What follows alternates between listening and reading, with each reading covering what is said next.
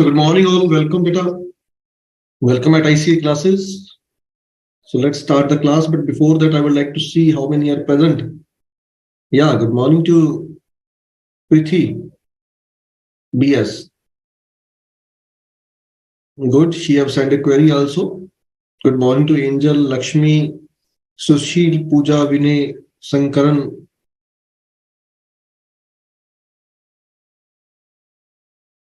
Abdul, good.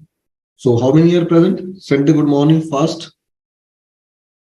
Very good. Send your presence बेटा fast. बटाफट अपनी presence भेजो. Attendance लगाओ. देखें कौन कौन present है.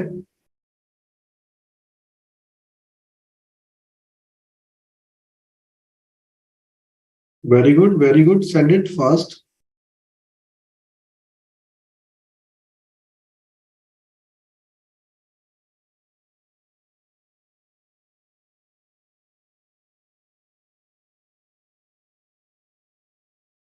Very good.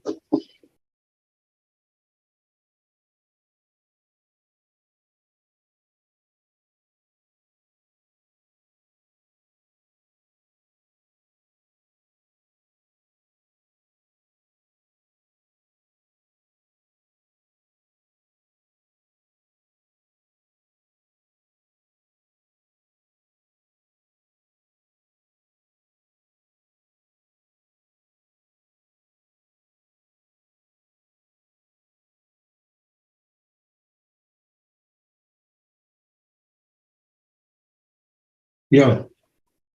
Ilavarsi, Shriya, Karthik, Arun, Prabhat, Manjunath, Vedika, Alok, Anuradha, Shivani. Very good. Good morning to all of you. So let's start with the query and simultaneously send your presence whomsoever are present. Starting with the Prithi, she says, I get confused with adjusting events and non-adjusting events. So there's a case for proposal of an immovable asset in March, but deed is registered in April. How to consider this? Let's understand this concept with the understanding of the details given in your module. Adjusting and non-adjusting event. Let's see that because that will be better for you to understand. Let's go for that.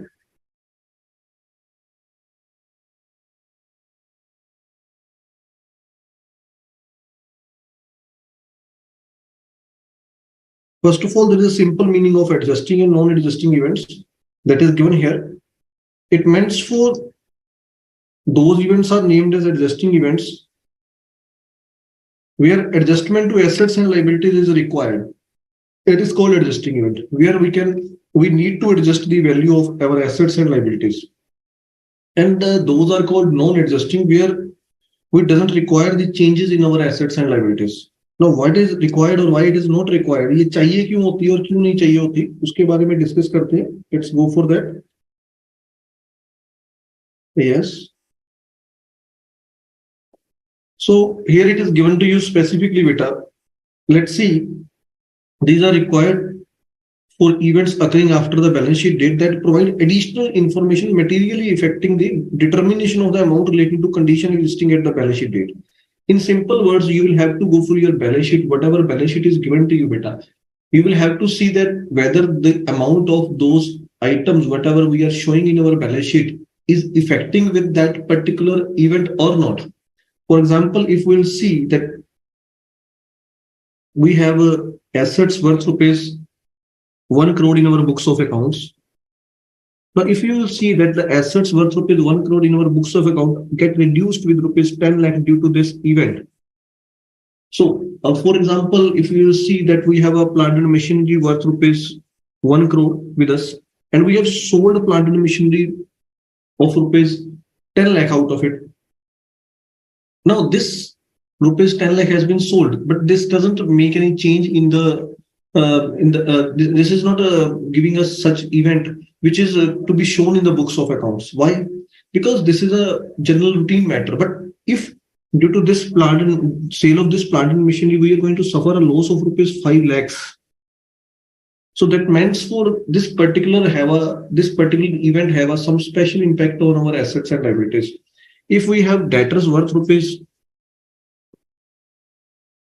1 crore in our books of accounts, and a bad debts have been occurred worth rupees 10 lakh out of it in the month of April only, that is before finalizing the balance sheet, that meant for our asset, that is debtors, have been changed. Basically, regarding plant and machinery, we can't show it because AS4 doesn't deal with impairment of assets and liabilities.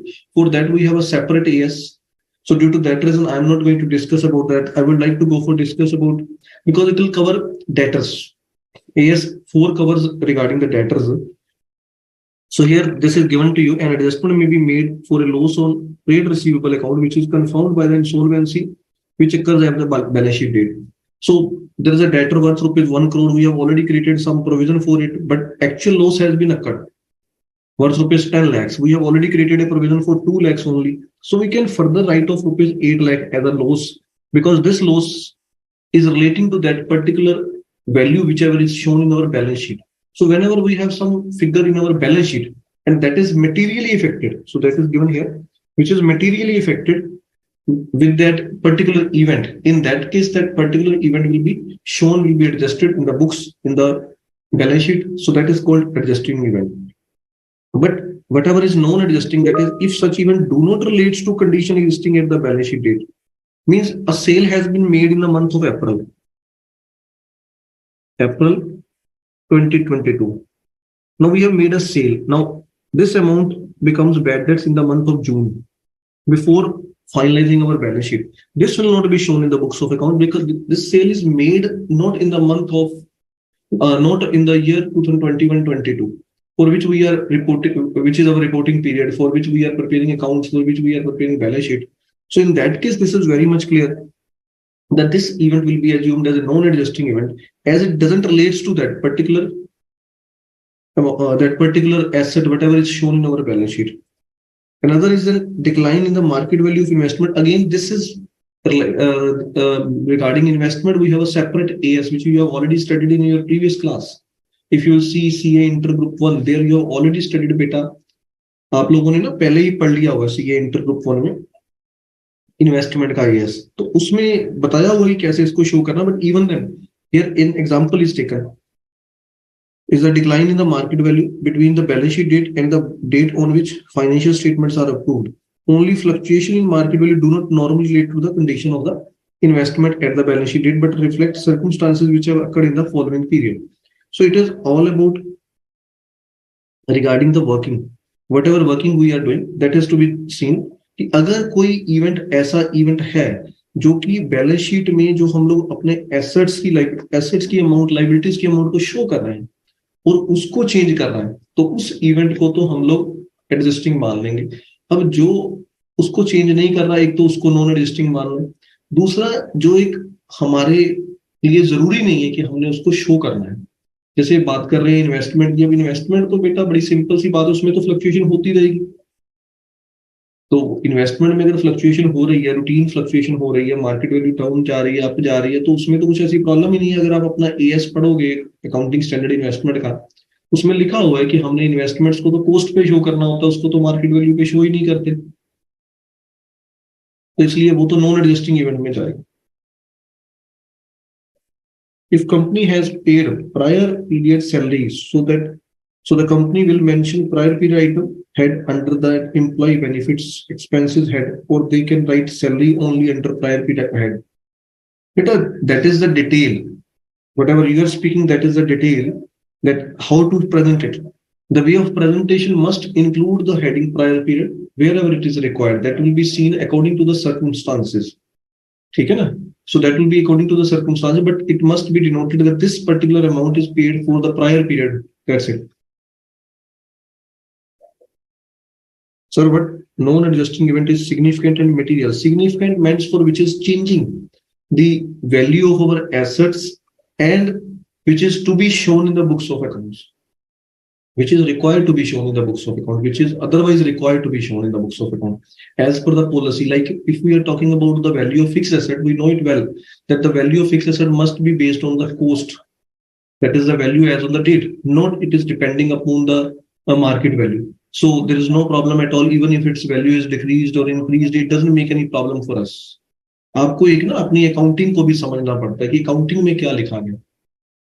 जो accounting का concept है, जो accounting का हमारी assumptions हैं, जो accounting की हमारी प्रिंसिपल्स हैं, जो अकाउंटिंग के हमारे ये अपने ES1 में करा हुआ, तो उसमें जो आपने स्टडी करा है ना बेटा, उसको भी ध्यान में रखना। जो आप लोग बाकी ES में पढ़ रहे हो, जैसे ES10 में स्पेसिफिकली लिखा हुआ है कि fixed assets are to be shown at cost, those are not to be shown at market value. तो वहां तो इस बात को क्लियर कर दिया गया ऑलरेडी, कोई प्रॉब्लम ही नहीं है।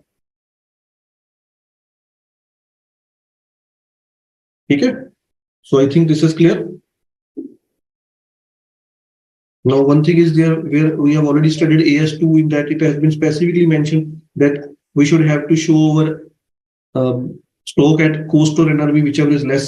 So that will go accordingly. So it has already been prescribed everywhere. Now, talking about illustration, is there any doubt in the illustration of AS4? Then tell me. Illustration number, illustration of AS4. Now, Mr. Vinay has sent me a query regarding AS of regarding illustration of AS5, but I would like to go for AS4 first. तो AS4 में किसी की query है तो पहले वो बताओ, so that I can proceed further to AS5. First, tell me the query in AS4 first.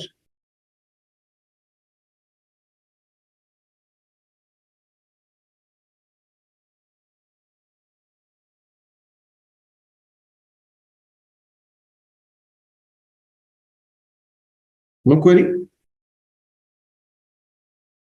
So we may assume that there is no query.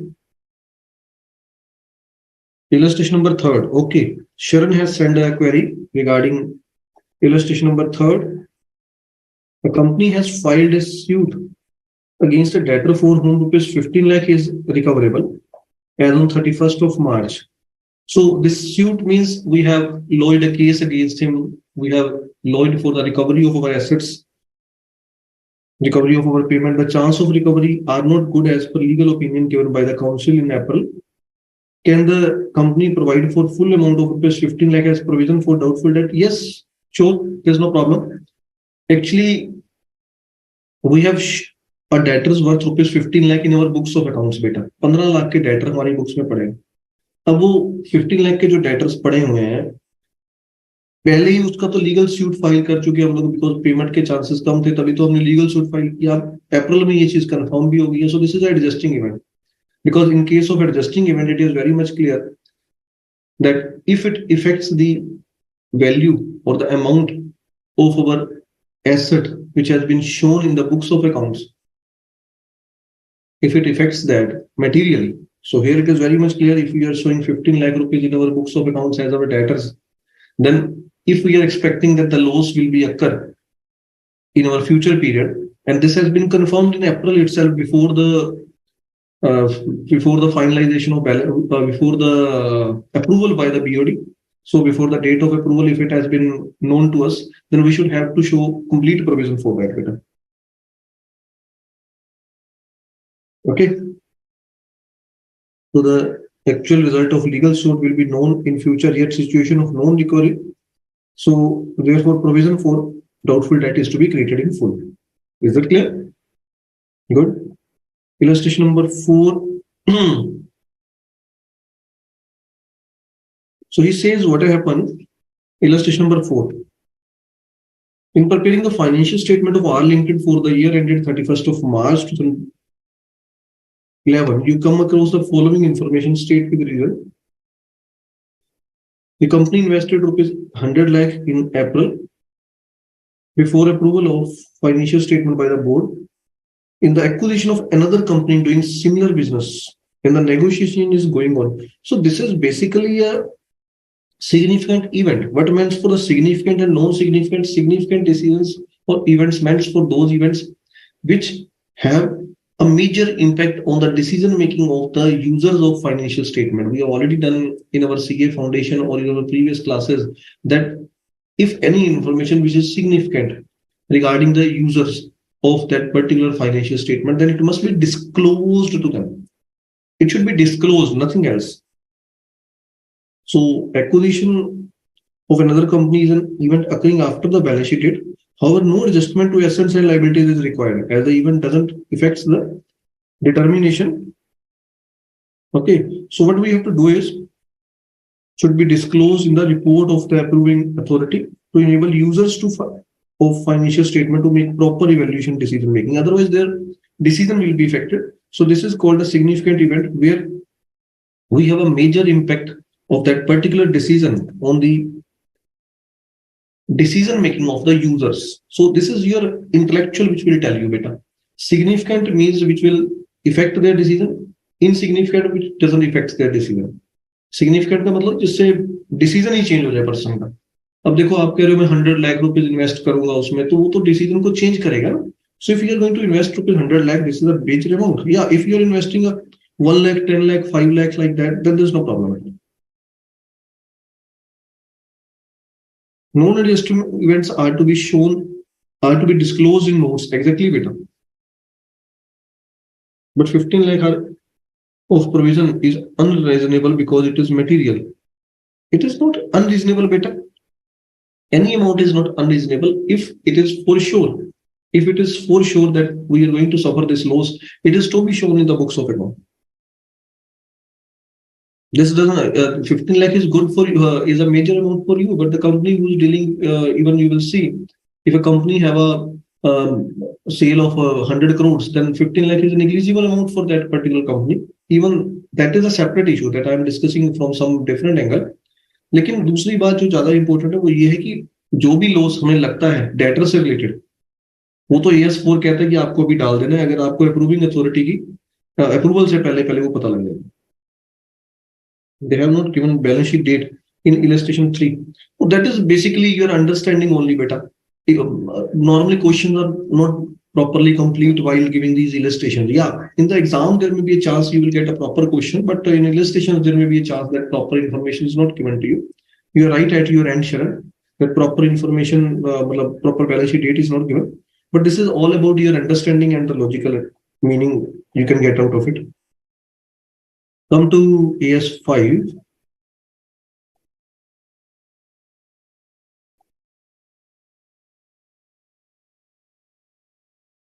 Yeah, any doubt in AS5? Illustration number 2, point number 2 of ICA module 1. Why can't we take the period from 30th September to 31st March as prior period? Let's see.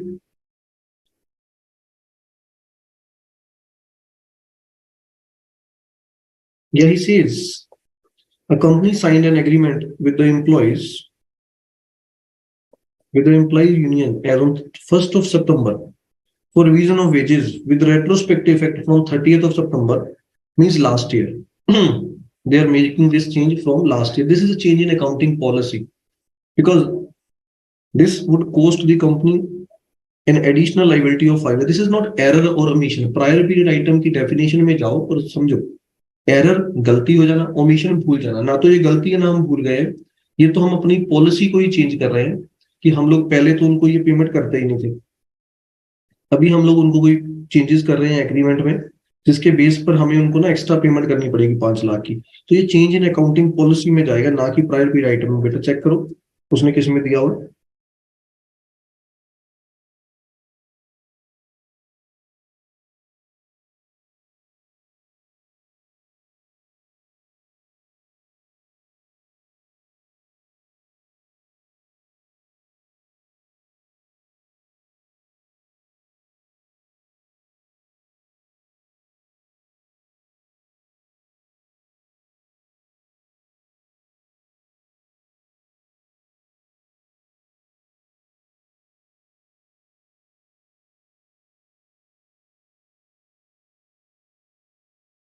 Yeah, so this has been assumed as the ordinary activity with big size, like exceptional items which we have discussed.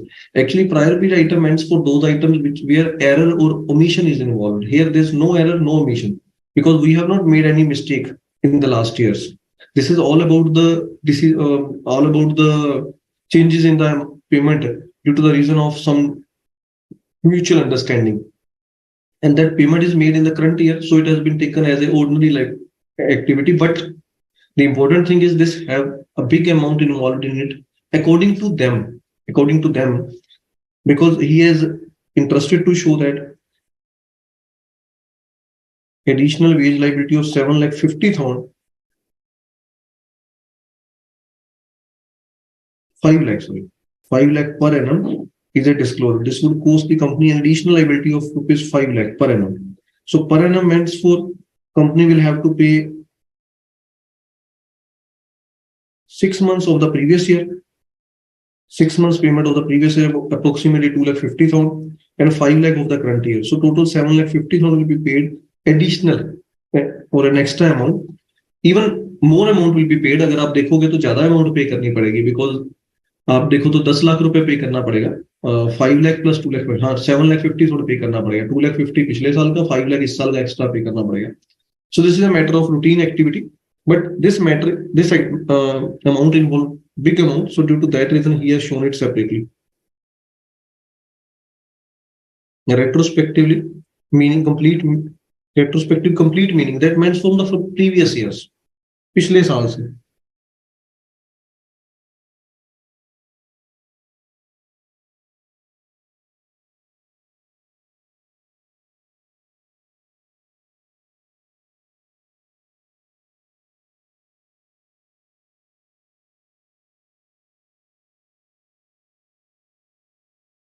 So in illustration number 1 of AS5, what is meant by the line fuel surcharge is billed by the state electricity board at a provisional dates? The question, can you kindly explain? Okay, let's see beta.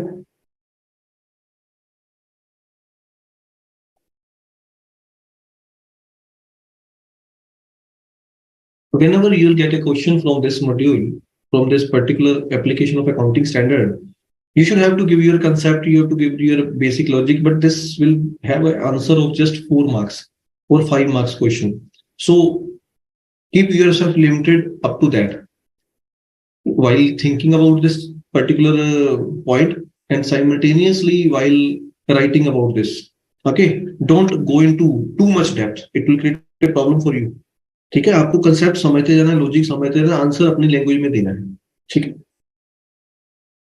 Fuel surcharge is billed by the state electricity board at provisional rate.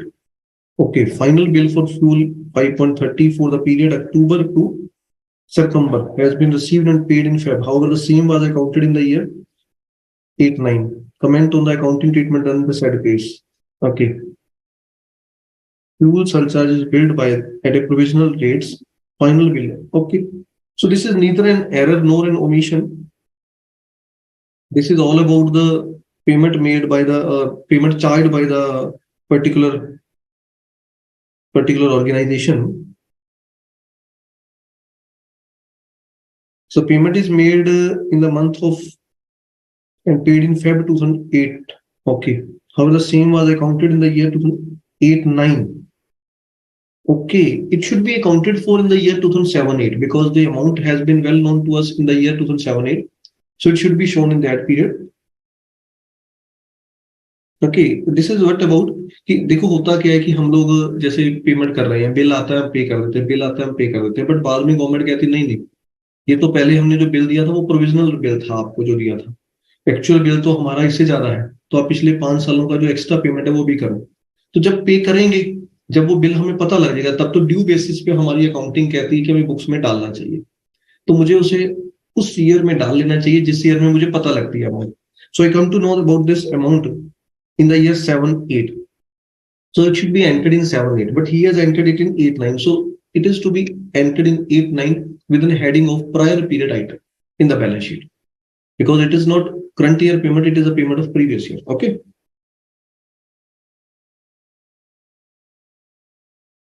So if the item of this year is mentioned in previous year, if the item of this year is mentioned in the previous year balance sheet, then it will again shown in current year balance sheet or not as per pertaining to current year. And this is not practically possible that any item of current year can be entered in the previous year. Why? Actually, whenever you will incur that amount or whenever you will come to know, only then you will pay. If you have paid in previous year, if you have shown it in previous year, like we have made some prepaid expenses, like we have paid some payment in advance, of the next year, and that is entered in the previous year. So it is an error. It is to be rectified in the next year as a prior period item, because it is to be rectified. It is to be adjusted. So all rectifications of all errors of previous year must be rectified in the current year, because in that case your profit will decrease of the previous year. If you have entered any expense of next year in the previous year, obviously previous year profit has been decreased. So in the next year, you will have to increase the profit, because otherwise it will impact your taxation impact, and that will be a problem. So it will be shown as a head under the heading prior period item. Okay. I think this is all clear regarding AS 4 and 5. Let's come to the next AS 7.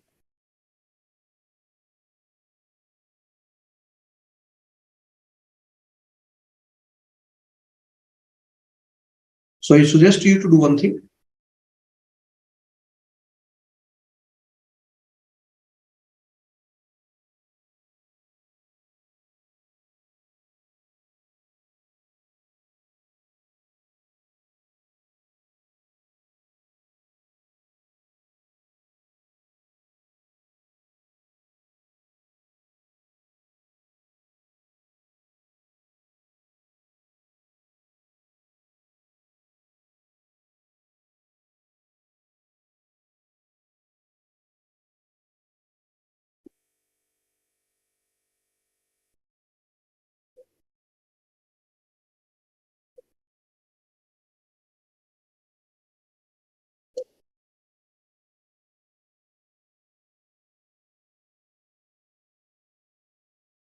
So it is AS 7 construction contracts, beta. I think this is well known to every student because you have already done it in your previous class, that is CA Inter, because in that you have done cost accounting, and that cost accounting you have construction contracts with you, a chapter is there, and whatever you have studied in that chapter, that is completely applicable here. Okay, so I would like to get some favor from you. First of all, you have to read it. I'm giving you 10 minutes, 5 minutes, that is more than sufficient. You may just review it, then I'll summarize it. So it will be a beneficial thing for all of us. Just read it once, 5 minutes are given to you. From the ICA Quick Reference, you have to read it. वहां से आप पढ़ो एक बार, मैं यहाँ भी show कर ही रहा हूँ इसको आपको, एक बार पढ़ लो फास्ट, बिकॉज सभी ने ग्रुप 1 क्लियर किया हुआ आई थिंक, है ना?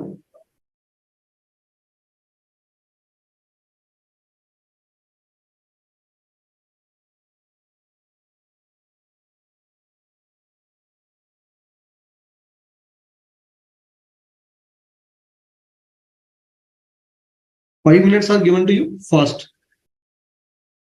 Costing is not yet done. That is done in beta CA Inter Group 1. Because costing is a part of Group 1, you are going to give both the groups simultaneously. That is too risky. Always try to give one group each. Okay. Angel. So in AS, as in AS4, items are shown in current year balance sheet of next year. Then they will show under next year or not.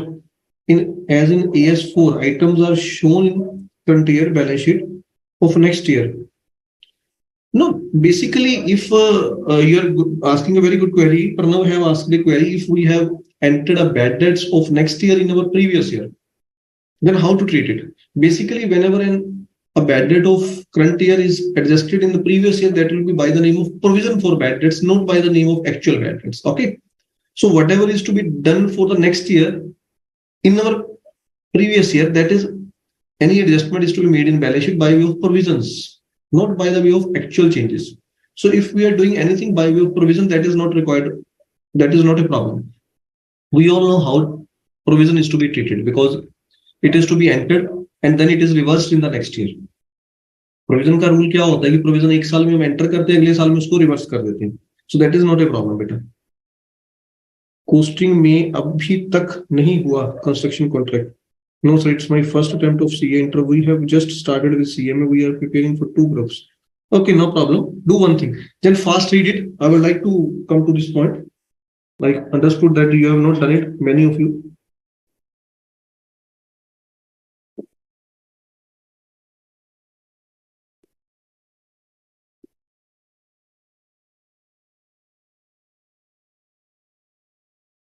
First of all, what means for the construction contract AS? This AS7 is specifically for the purpose of letting you understand the accounting treatment to be made in case we have a construction contract. Now, what is a construction contract? होता क्या है? वैसे in simple words, if you will talk about construction contract, that means for construction of roads, buildings, or planted mission construction of any particular infrastructure, I would like to say. So any infrastructure building is coming under the construction contracts. Okay, wherever any construction is involved and a contract is given for the purpose of that construction by one person, by the owner to other person, that is the contracting. So there are two persons, one is contractor, second is contracting. In this, contractor is the person who is getting that contractor, and contractee is a person who is giving that contract. Okay, so contract. We all know what means for contract is beta. Contract का मतलब तो सभी को पता है. Okay, so here contractor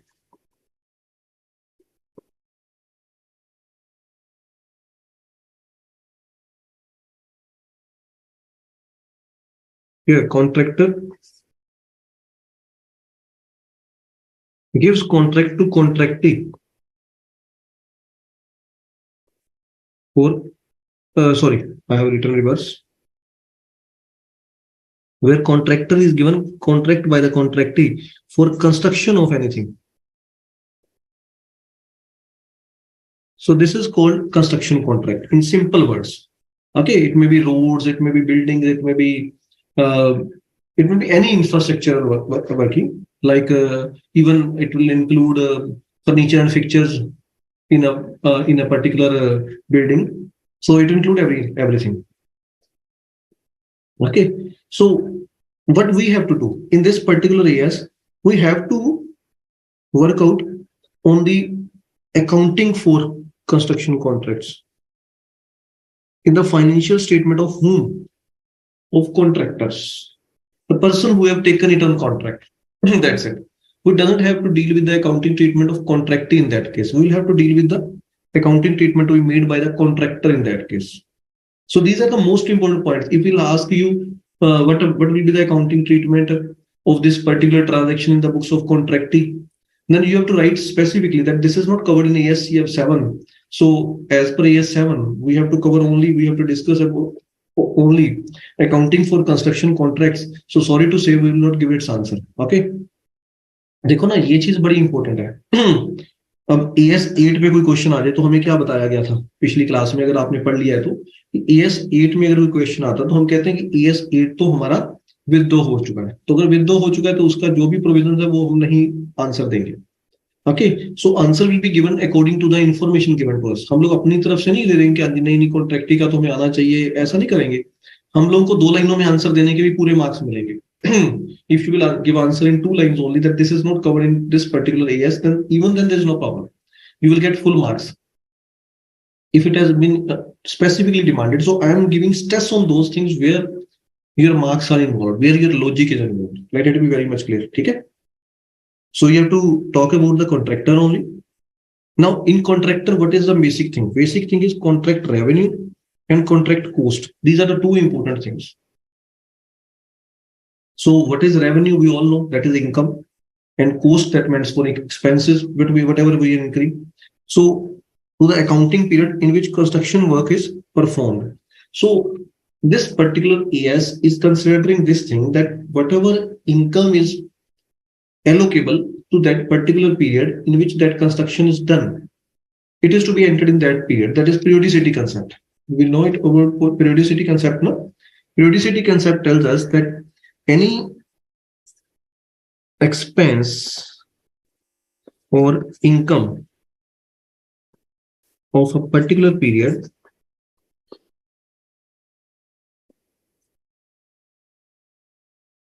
must be entered in that period only. So this is what? This is periodicity concept, beta. Periodicity concept tells us So here that concept is followed. Here he want to tell you very clearly that whatever expense or income we have incurred in a particular period on a particular contract, it must be entered in that period only. Why? ऐसा क्यों होता है? Beta, what happened? Construction contracts are for not 6 months or 1 year. It may go for 2 years, 5 years, 10 years. You have seen that, na?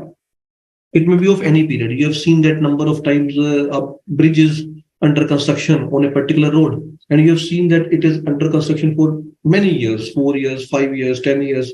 Dams are also coming under construction contracts. Okay, building is under construction contract, and that building is under construction since 3 years.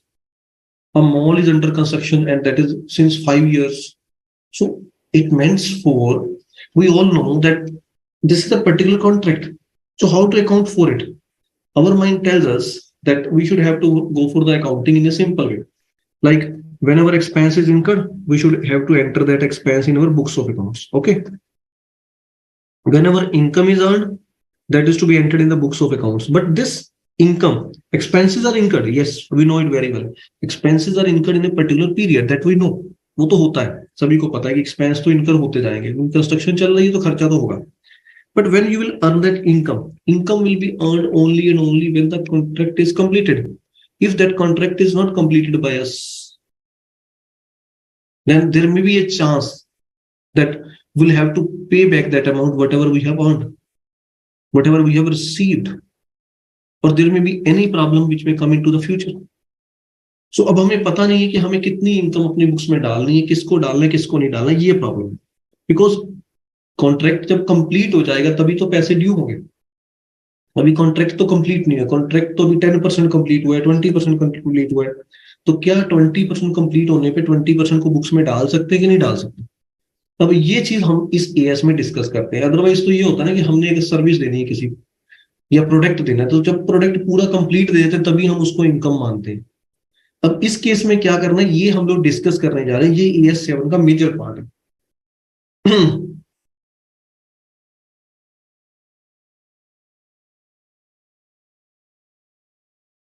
Metro, very good, very good. Now coming to construction contracts, let's take an example. Read these 3 points. He have already mentioned you that there are 3 types of contracts. First is very simple. When we are constructing an asset or constructing more than one assets simultaneously, jointly. Then jointly means इकट्ठा मिल गया, हमें contract इकट्ठा मिल गया, which are closely interrelated, जो एक दूसरे से interrelated है. जैसे हमें एक बिल्डिंग का कॉन्ट्रैक्ट मिला है, तो उसमें क्या है कि फर्स्ट जो फ्लोर है, ग्राउंड फ्लोर जो है वो बनाने का कॉन्ट्रैक्ट मेरा 1 करोड़ का है. ठीक है. अब उसके साथ मुझे सेकंड फ्लोर का भी कॉन्ट्रैक्ट मिल गया 80 लाख में. बट ये जो 1 करोड़ का कॉन्ट्रैक्ट कंप्लीट होगा तभी 80 लाख का शुरू होगा, और क्लोजली इंटरलेटेड है, उसी के ऊपर है नेक्स्ट, और उसी के ऊपर थर्ड है. सेकंड फ्लोर का भी मुझे मिल गया 75 लाख में, तो उसके ऊपर ऊपर ऊपर 3 4 5 फ्लोर्स का मुझे कॉन्ट्रैक्ट मिल गया. अब ये कॉन्ट्रैक्ट एक दूसरे से कोरिलेटेड है. ओके. या मुझे मतलब इस तरह से कोई भी इंटरलेटेड कॉन्ट्रैक्ट मिल जाते हैं जो बिल्कुल एक दूसरे के साथ इकट्ठे होते हैं, एक दूसरे से कोस्ट भी उनकी कोरिलेट करती है, उसे क्लोजली इंटरलेटेड कह दिया, कॉम्बिनेशन ऑफ एसेट कह दिया गया. दूसरा आ गया सर्विस रेंडर करनी है आपने, construction contract for rendering of services. Give some example, send me some example. क्या सर्विस दोगे आप इनको?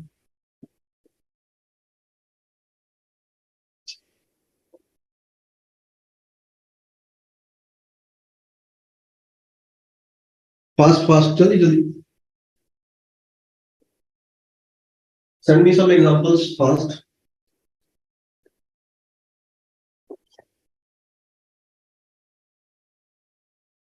Yes, waiting for your examples. बेटा क्या एग्जांपल होगी? Contract for rendering of services related to construction of assets. Some examples from your side fast.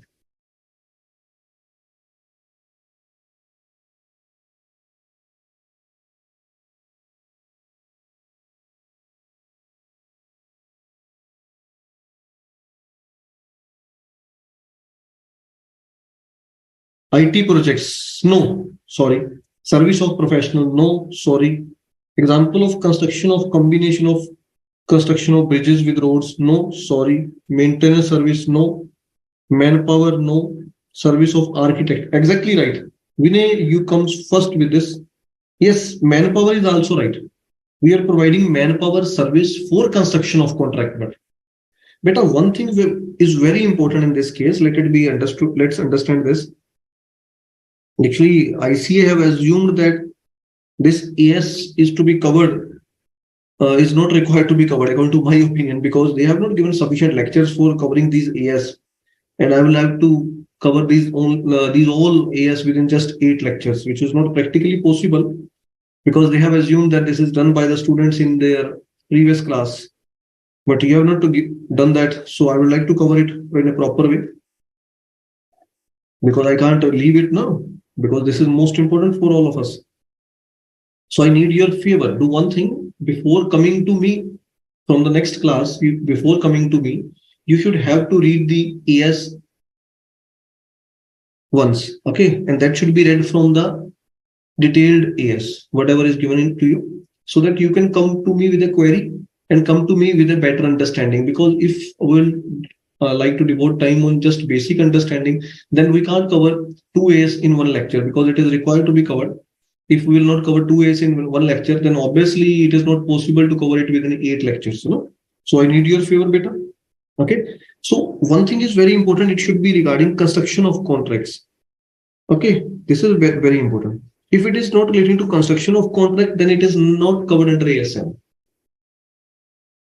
So services relating to construction of contract, like bar binders. Bar binders means sariya bandne wale. Cement suppliers, brick suppliers. Okay, architects.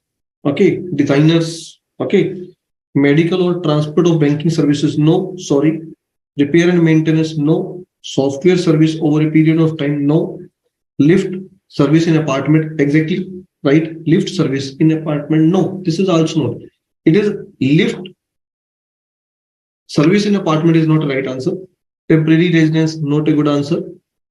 Interior designing, exactly right. Labor, architect, construction of dam. So, iska aega hi nahi. Construction of dam will come under the first part, no? Whatever we have discussed. Services by professional valuer will not come under it. Architect services for home decors, exactly, it will come under it.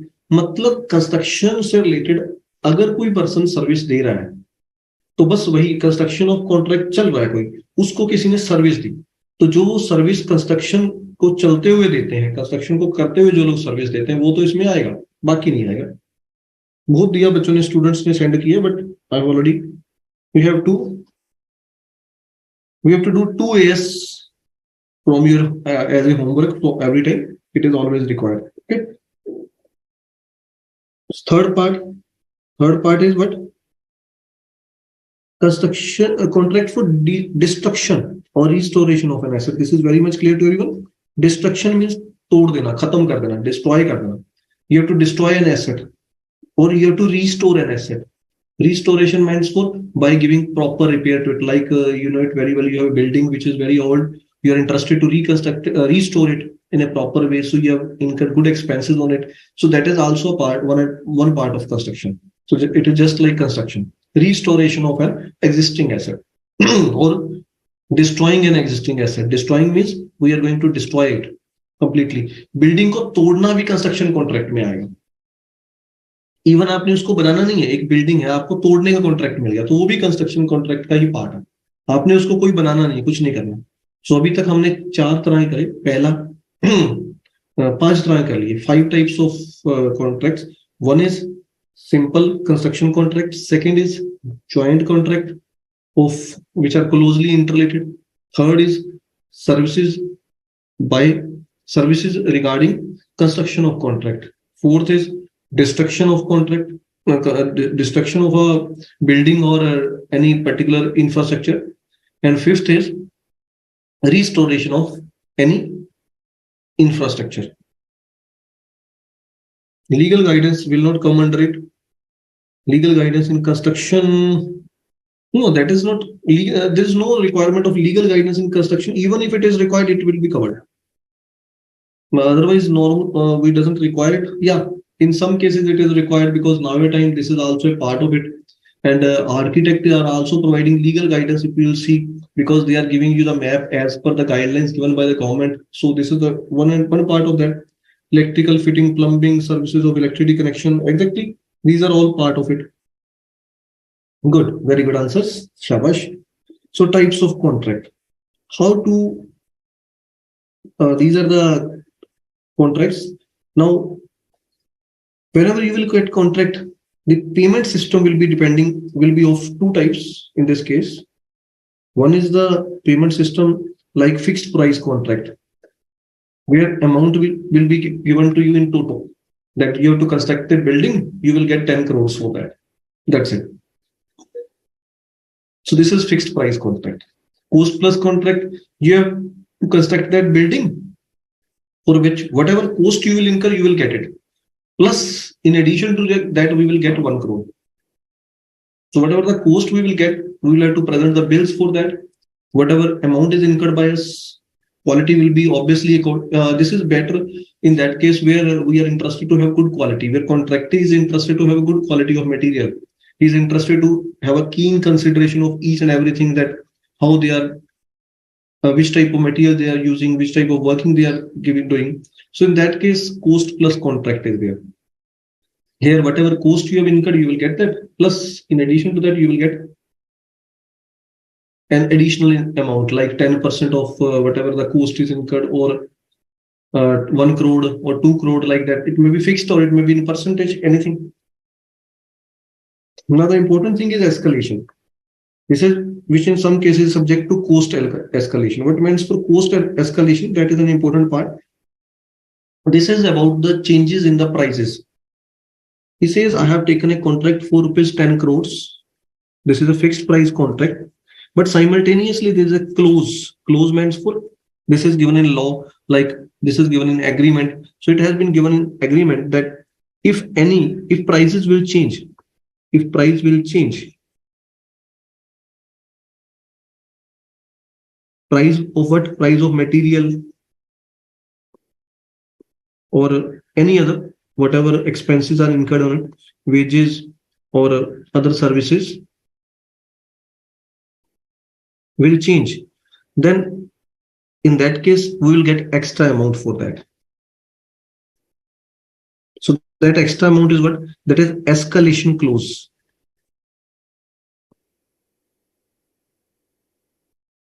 Escalation means escaping clause.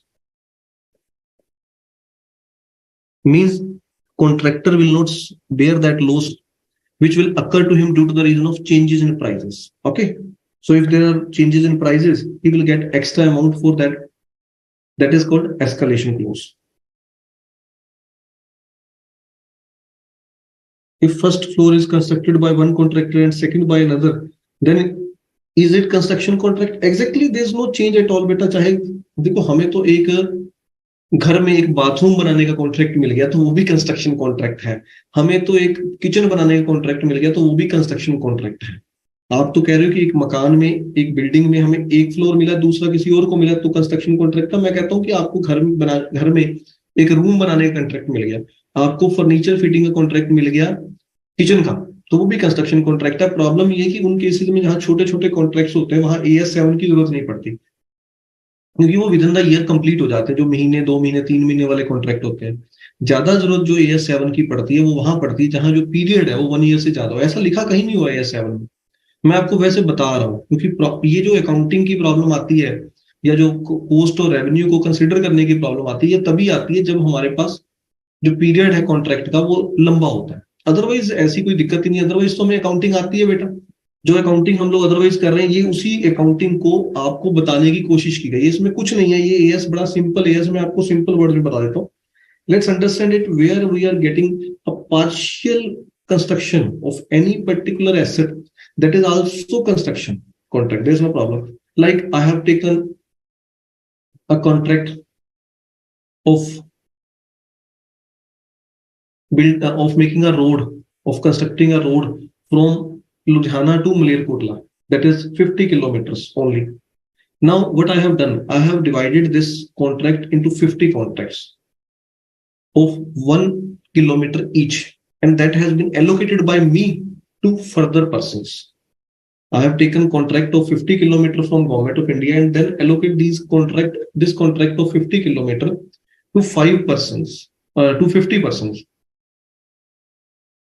1 kilometer each, so that it should be completed within the time span, and I should not have to take burden on me. I'm just checking their quality, checking their working, checking their performance. That's it. So in that case, whatever contract I have given to those persons, they are also contractors now. They have also taken construction contracts. I will become contractee for them and they will become contractor for me. Now everyone will consider that. Even that is a contract of just 6 months or 8 months or 1 month, 1 year. But even then, this is a construction contract.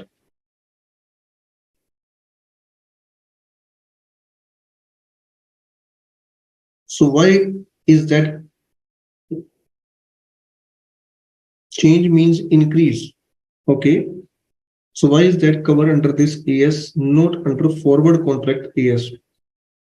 I doesn't know beta which is the forward contract AS. Why this is covered? Abdul, do one thing. Don't use your extra mind. That will create a problem for you in your exams.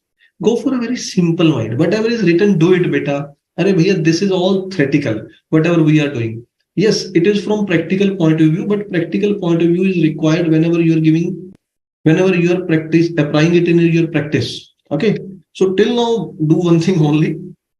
Try to concentrate on your material, whatever is given to you. Beta, why this is not, why this is that. If you will go for these things, these will create a problem with you in your mind while giving the exam. So we'll have to keep logic means we should have to understand the concept given in the law. Whatever law says, say it yes, beta, that is all better. अब मोदी जी ने GST apply करा तो क्यों करा ये point नहीं, हम लोगों को तो जीएसटी मिल गया अप्लाई करने के लिए, तो हमने तो जीएसटी पे काम करना शुरू कर देना, दैट इज इट.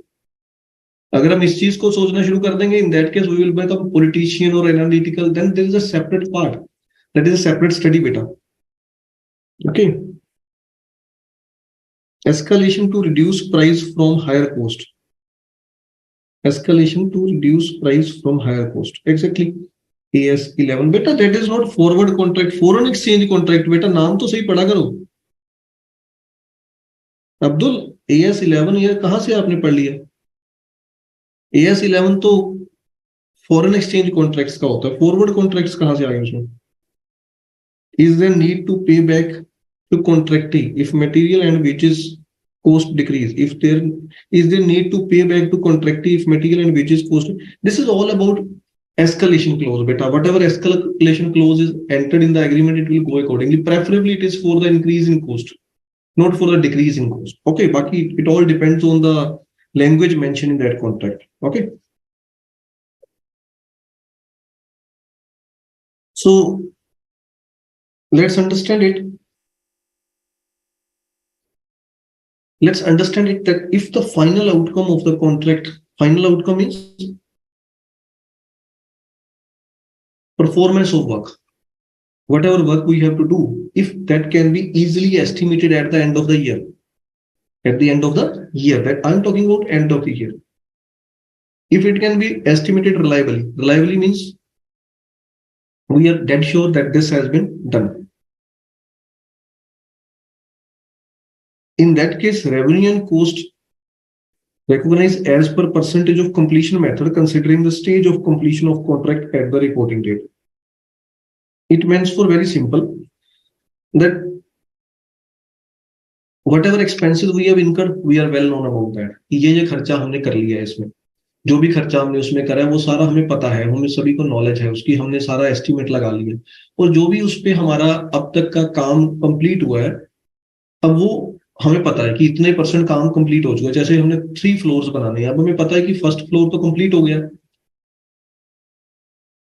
एक पर्टिकुलर ईयर में. At the end of the year की बात कर रहा हूं मैं, I am talking about only at the end of the year.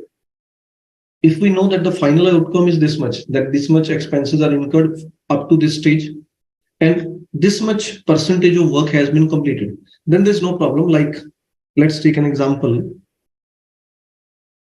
I have a contract worth rupees 10 crores for construction of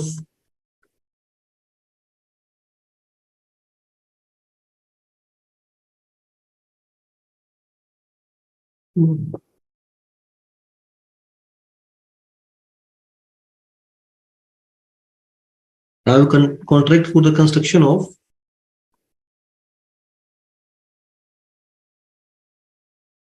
building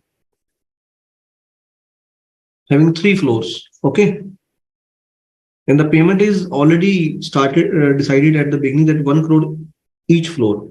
Okay. So this is very much clear at the end of first year. If 1 crore, if the first floor is already completed, I know that very well कि हमें 1 crore तो मिल ही जाएगा. 1 crore is confirmed. So there's no problem. We can treat it as our income at the end of the year. And whatever expenses we are incurred for that particular period, like I have incurred 75 lakhs for that period, out of which 5 lakh material is yet pending with me. 5 lakh worth of material is lying with me. So it means for 70 lakh is incurred till date. So what is my profit? My profit is 1 crore minus 70 lakh that I have to do. So 30 lakh is my profit. Okay, so I'll enter it in our books of accounts. 70 lakh as a cost, 1 crore as our revenue. That's it. So this is all about confirmation. If we are confirmed, if we have got a contract for you may say 5 crores, and at the end of the year we are able to consider that 25% work is already completed. Not 25%. Let's understand it by way of 40%. So 40% work is already completed. So that means for work of 2 crores is already completed. So I'll treat it as my revenue. Okay, and the remaining amount is yet pending because that is not to be considered. Even I have not received 2 crore. I may have received 1 crore because I would like to receive that amount in advance also. हम लोग पैसे तो साथ साथ में लेना कोशिश करते हैं कि हमें पैसे पार्शियली साथ साथ में मिलते रहे. तो हमने 40% काम कंप्लीट हो चुका है, ये तो हमें आइडिया है. तो उसके बेस पर हमें 1.5 crore रुपए मिल भी गया. 1.5 crore we have already received.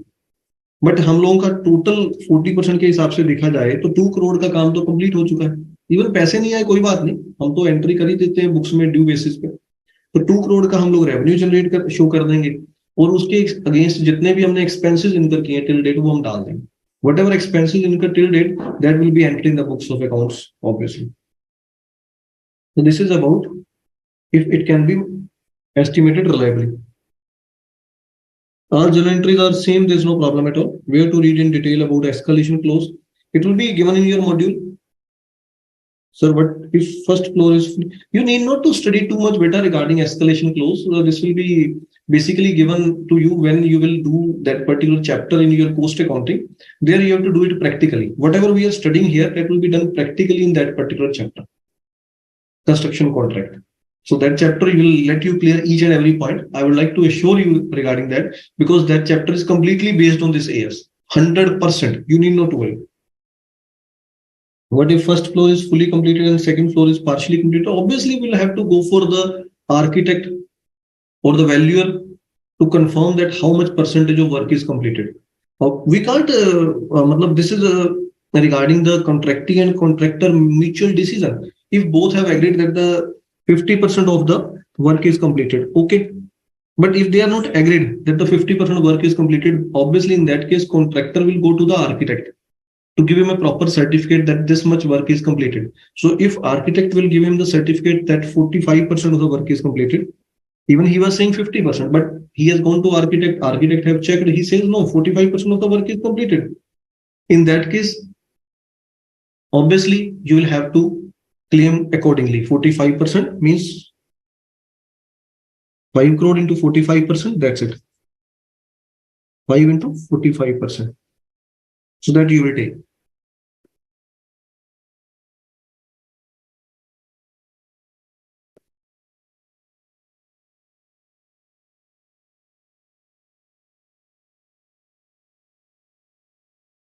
But if it cannot be estimated reliably, we are not able to estimate it reliably that how much percentage of work is completed, beta, then what do you have to do? So in that case, why it is not it can't be estimated? He says revenue should be recognized only to the extent of construction contract incurred. Actually, neither the contract is agreed related valued from the architect, nor he is agreed with you also. Contractor says I am not considering that the work is yet completed up to this level. I am saying it is 80% complete. He says no, I think it is 40% complete only. So in that case, it is very much sure that we need not to go for it. हमें तो पता ही नहीं है कि काम हमें तो पता है 80% complete हो, but वो मान ही नहीं रहा. He says whenever work will be fully completed, I will consider only at that level. So this is very much clear. There is no chance of any mutual understanding which will become in this case. So what you have to do in that case? You have to assume your revenue equivalent to the cost incurred up to that level. If you have incurred, like in the given case, I mentioned you that there's a contract worth rupees 3 crore with me. Till date, I have already incurred cost worth rupees 1 crore on it. And according to me, 40% work is already completed, but he is not agreed. I'm not able to convince him, or I am not able to check it that how much percentage is anything may be there. मैं ही नहीं खुद check कर पा रहा हूँ कितना काम complete हो गया, या फिर मैं 40% कह रहा हूँ, वो मान ही नहीं रहा, वो कहता नहीं मेरे हिसाब से कोई खास काम कंप्लीट नहीं हो, मैं इसके लिए कुछ नहीं आपके लिए कर सकता. तो इन दैट केस भी तो you will have to enter any something in your books of account. So I will assume the cost and revenue equivalent to each other. So revenue will also be assumed as 1 crore. Cost will also be assumed as 1 crore because cost is already known to us. So that will be entered in the books of accounts. Revenue will be assumed as equivalent to the cost. That has been specifically mentioned here. See, here it is. Revenue should be recognized only to the extent of construction contract of which recovery is probable. Sorry. So here, this is the most important point because I can show him the bills also. Okay, I will show him the bill that here I have incurred rupees 1 crore. These are the bills for that. And then he must be agreed with that, no? Because in that case, if you say that I'm not able to consider this, that you have incurred rupees 1 crore, obviously I will not continue with that contract because in that case, that contracting will not be good contracting. देखो ना, हम लोग उसको bill दिखा सकते हैं कि देखो 1 करोड़ का काम मैं कर चुका हूँ, देखो उसका तो खर्चा ही कर चुका हूँ, एक्सपेंसेस कर चुका हूँ, ये उसके बिल्स हैं. तो ऑब्वियसली इसकी रिकवरी तो प्रोबेबल होनी चाहिए मेरी. तो जितनी कॉस्ट मैंने इनकर की है उसमें से जितने की, अब कई ऐसे एक्सपेंसेस होते हैं जिनकी मेरे पास बिलिंग नहीं होती, मैं प्रूव ही नहीं कर पाता.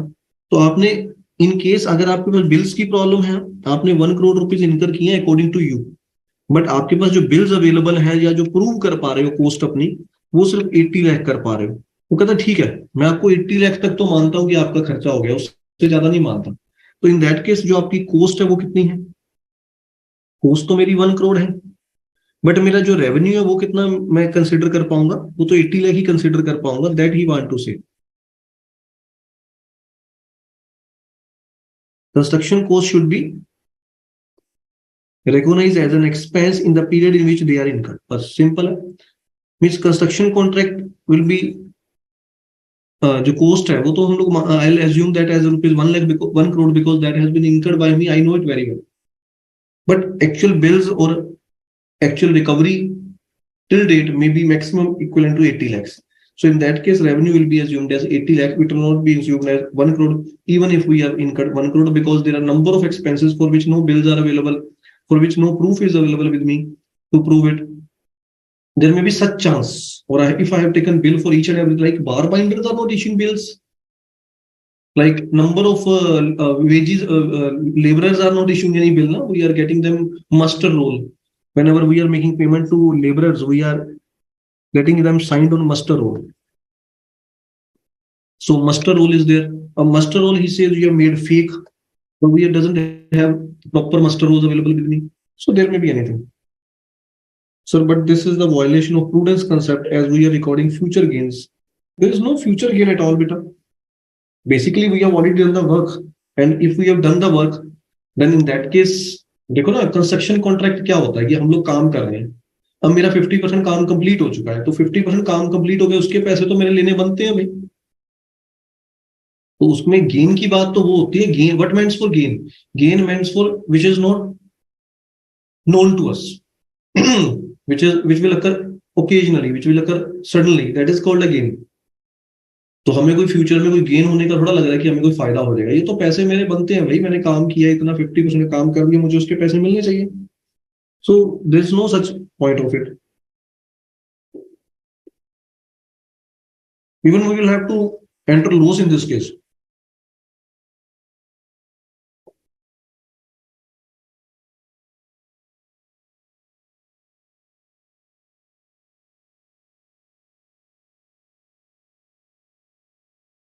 Read it.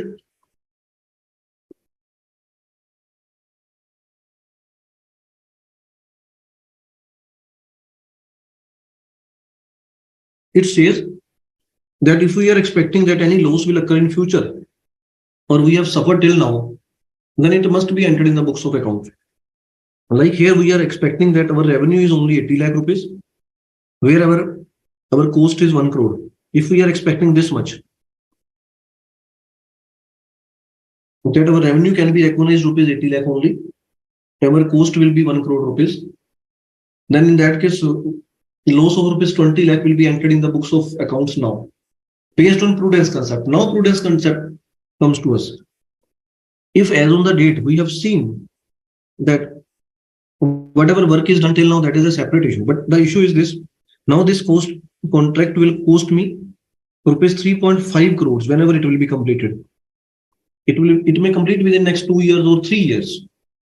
But whenever it will be completed, my total expense will be 3.5 crores. But my total revenue is only 3 crores. It means for whenever it will be completed, I will suffer a loss of rupees 50 lakh as on that date.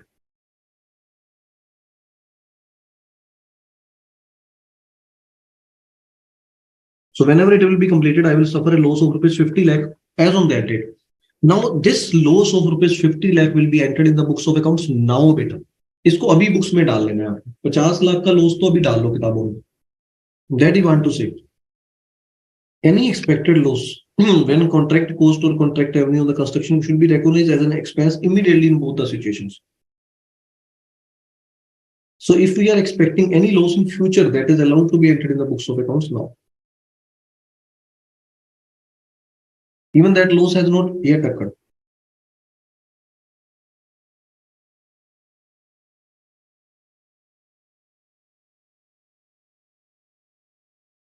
So the meaning is given. Outcome of the contract can be estimated reliably when in fixed price contract, जब हमें लगता है कि ये जो पैसे हैं हमें मतलब हम लोग रेवेन्यू को रिकॉग्नाइज कर सकते हैं आराम से, कोई प्रॉब्लम नहीं है, रेवेन्यू हमारा इजीली रिकॉग्नाइज हो जाएगा. तो मैंने पहले ले ली एग्जांपल इसकी सारी, उसके पैसे हमें मिल जाएंगे.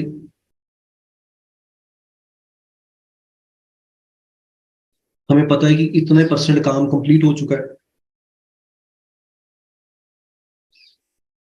और जो हमने खर्चा किया अब तक का वो हमें पता है कि कितना खर्चा हो चुका है. ये चारों चीजें मैंने पहले बता दी. I already mentioned these 4 things earlier, that when these 4 things are confirmed, then it will be entered in the books of accounts now. Same in case of cost plus contract, that if it is probable that the economic benefit associated with the contract will flow to the enterprise, means we will get that amount. If we are not able to get that amount, then there is no chance. Yeah, if we have not received that amount till now, but we may receive that amount in our future year, then there's no problem. And the expenses can be estimated reliably, that can be checked properly. We have proper construction co attributable to the contract, whether or not specifically reimbursable, can be clearly identifiable and measurable.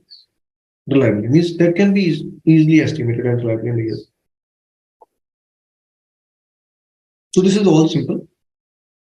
But whatever I am speaking in Hindi, I am also speaking in English. You need not to worry. If bills are deliberately hiked more than actual expense, this is all about practical. We know it very well. Obviously, if a contractor is of that understanding that he may have to pay it, then that is our income. If he is not going to pay it, obviously in that case we can't treat it as our income. This all depends upon the mutual understanding. It is receivables. Construction contract loss in proportionate return of in profit. No, construction contract loss, if we'll come to know that we will suffer a loss of rupees 50 lakhs after 3 years. In this particular contract where I am working now, I will have to enter that loss of rupees 50 lakh now. Now. Write it down with you. If we are expecting any loss in future on a particular contract on which we have started working or which contract has been taken by me, even the contract is taken by me and we are not able to leave that contract. Contract is even not yet started, but we are not able to leave that contract due to the reason of some reputation or some clause in the agreement that if you will leave that contract, you will have to pay rupees 1 crore to us. Otherwise, you must have to do it. So I think if I'll do that contract, I will suffer a loss of rupees 25 lakh. So here, if I leave that contract, it will let me suffer loss of 1 crore. So maybe due to that reason, or there is a provision in that if you will leave that contract, you will leave all the remaining, all the 100 contracts, whatever is allocated to you. Maybe I have taken some contracts from the government of India. I'm from Japan. So government tells me if you will leave any of the contract, whatever we have already decided with you, then you have to leave all the contracts. You have to pay penalty of 100 crores, 200 crores, 500 crores, like that. In that case, there's no chance at all that you can leave that contract. In that case, whatever loss we are expecting in future, that must be entered in the books of accounts now, immediately, in the current year. Because this is do not anticipate gains, provide for probable losses is a rule. How it will be presented in balance sheet, that is not a point of worry. You will see it in your chapter construction contracts.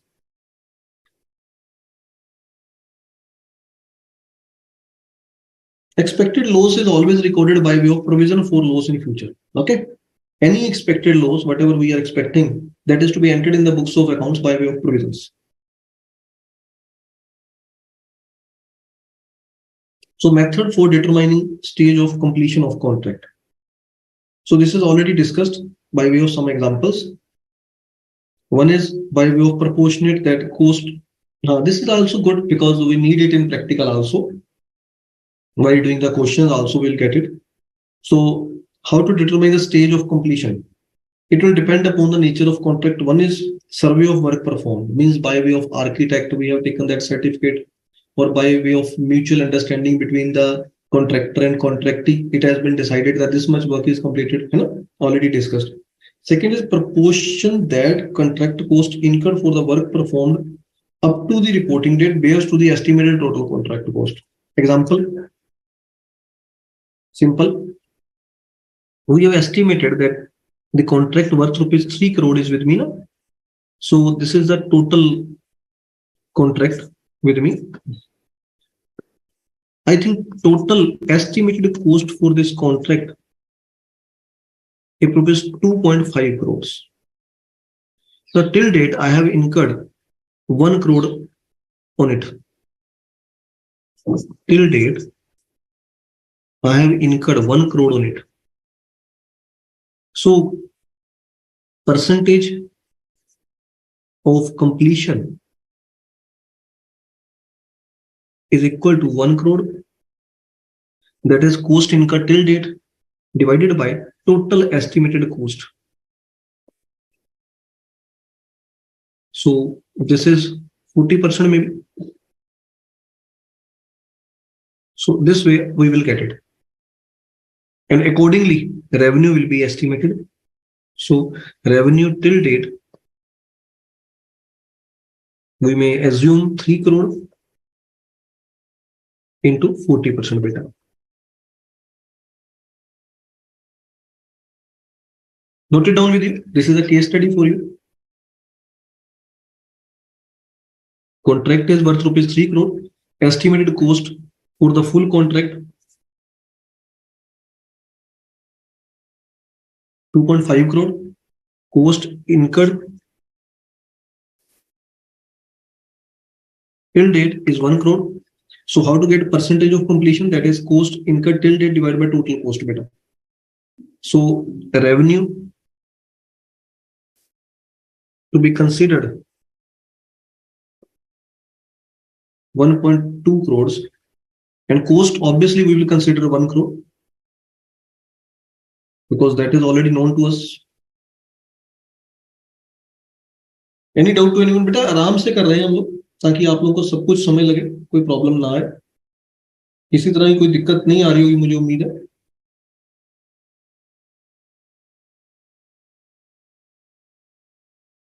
मुझे उम्मीद है।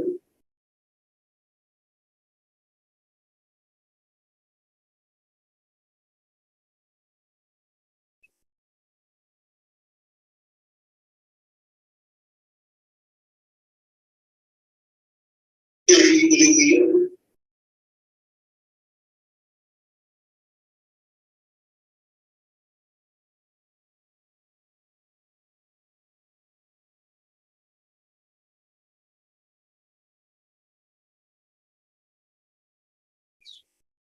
Is everything is clear till now?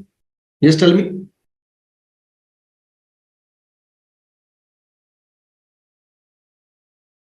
Any doubt to anyone till now? अभी तक किसी को doubt है तो बता दो एक बार।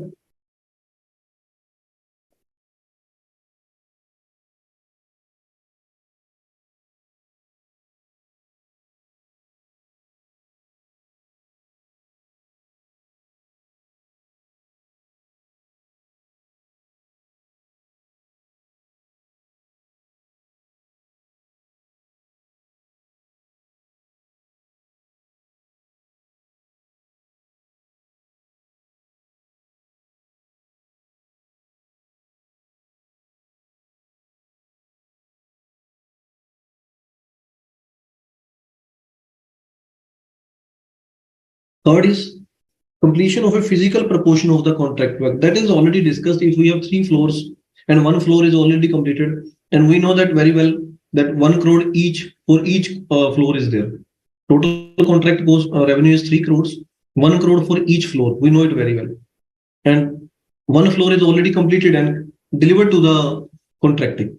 That this 1 floor is completed, you may take charge of it. So in that case, there is no chance of worry, no chance of any tension. Okay, we can assume that 33.33% of the work is completed, or we can say 1/3 of the work is completed.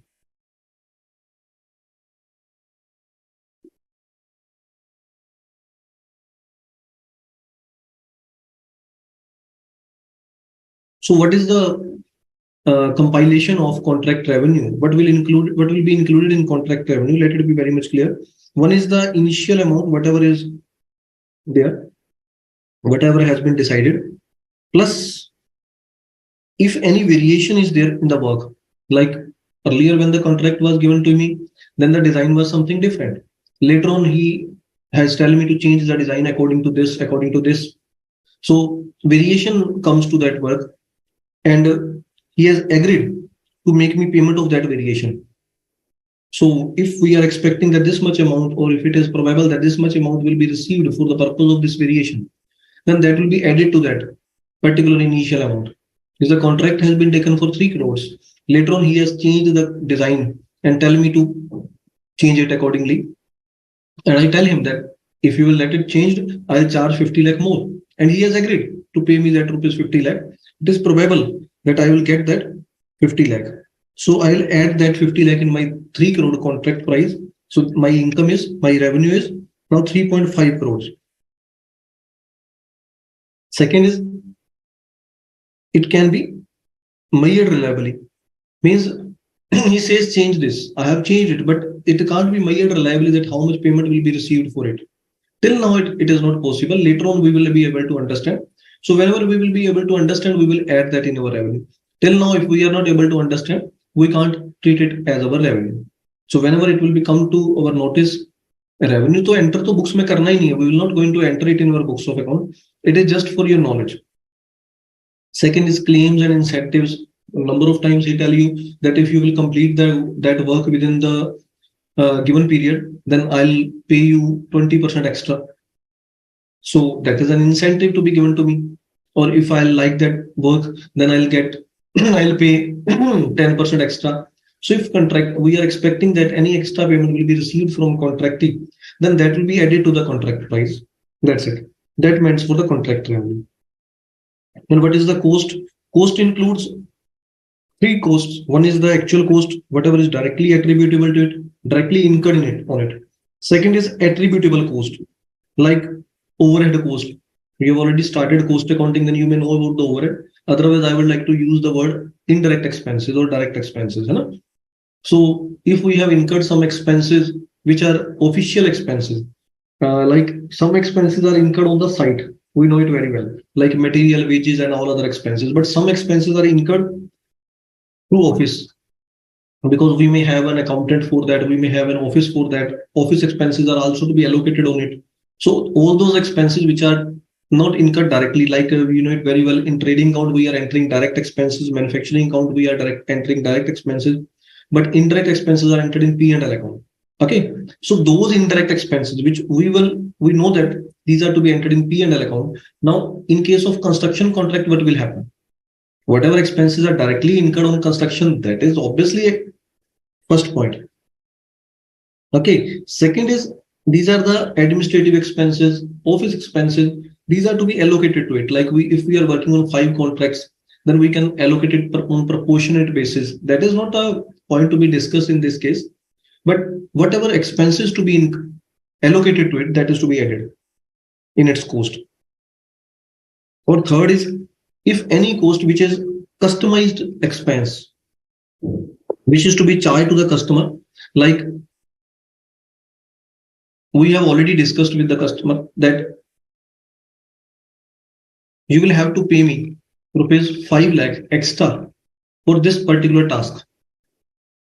You will have to pay me rupees 5 lakh for getting architect services for you.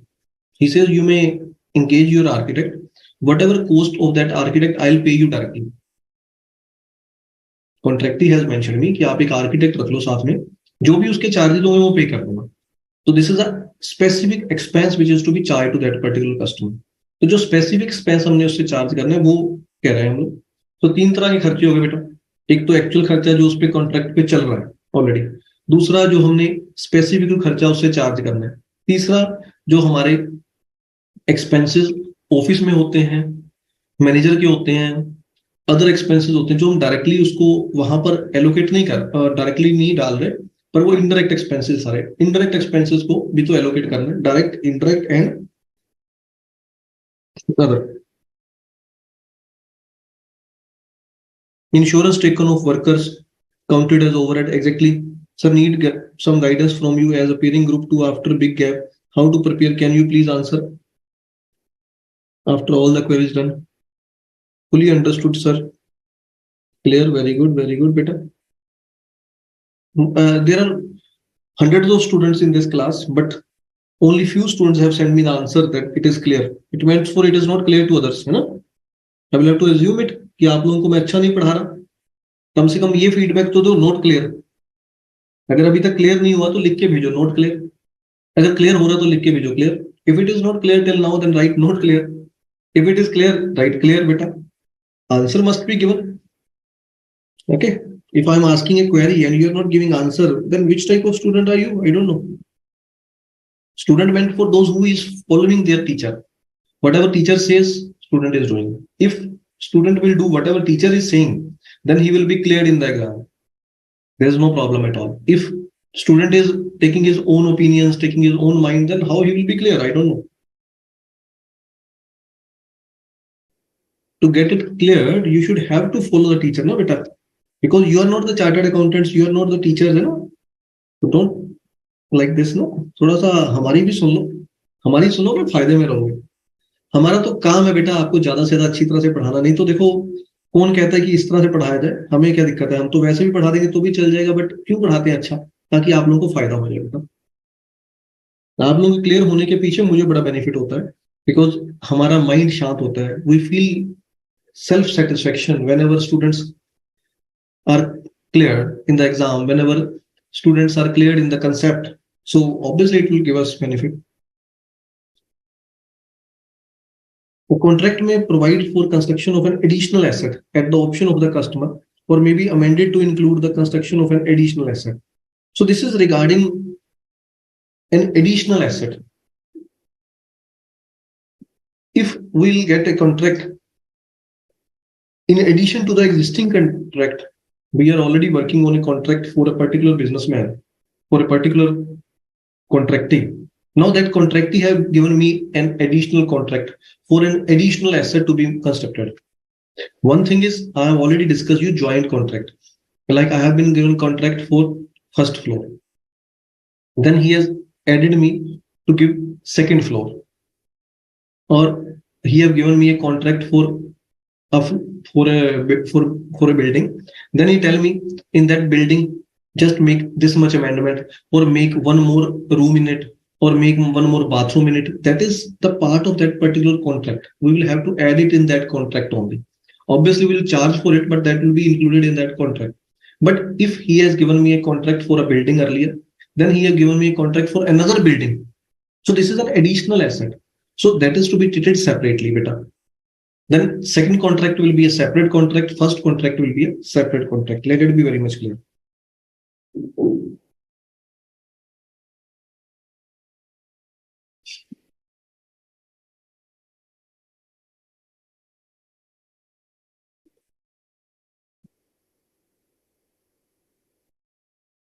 What if company has contract? Sir, what if company has got contract for supply of raw material for construction? Is AS7 applicable for that company? Yes, he has also been part of that contract. He's supplying raw material for that. There's no problem, because we have already discussed that providing any service for a construction of an asset, for the construction of an asset, is a construction contract. So they are supplying material for the construction of an asset. So this is also a construction contract for them. There's no problem. But they doesn't have any problem, because उनको कोई problem ही नहीं होती, उनको तो अपने पैसे मिल जाने हैं. बिकॉज जैसे जैसे मटेरियल जाता है, देखो जब हम किसी को सामान देते हैं ना, मटेरियल देते हैं.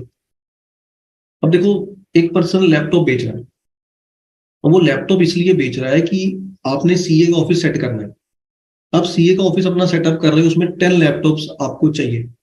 तो आपके उससे कॉन्ट्रैक्ट हो गया कि आप लैपटॉप सप्लाई कर दो. 50,000 का एक लैपटॉप है, तो आपको उसने 3 लैपटॉप सप्लाई कर दिए, बिकॉज आपको 3 चाहिए थे. बात 10 की हुई है कि 10 चाहिए टोटल, बट धीरे धीरे मंगवाऊंगा. तो आपने 3 लैपटॉप्स ले लिए उससे अब तक इस साल में. तो उसने 3 लैपटॉप दे दिए, उसके पैसे ड्यू हो गए, उसको पैसे मिल गए. फिर AS7 की रिक्वायरमेंट क्या है?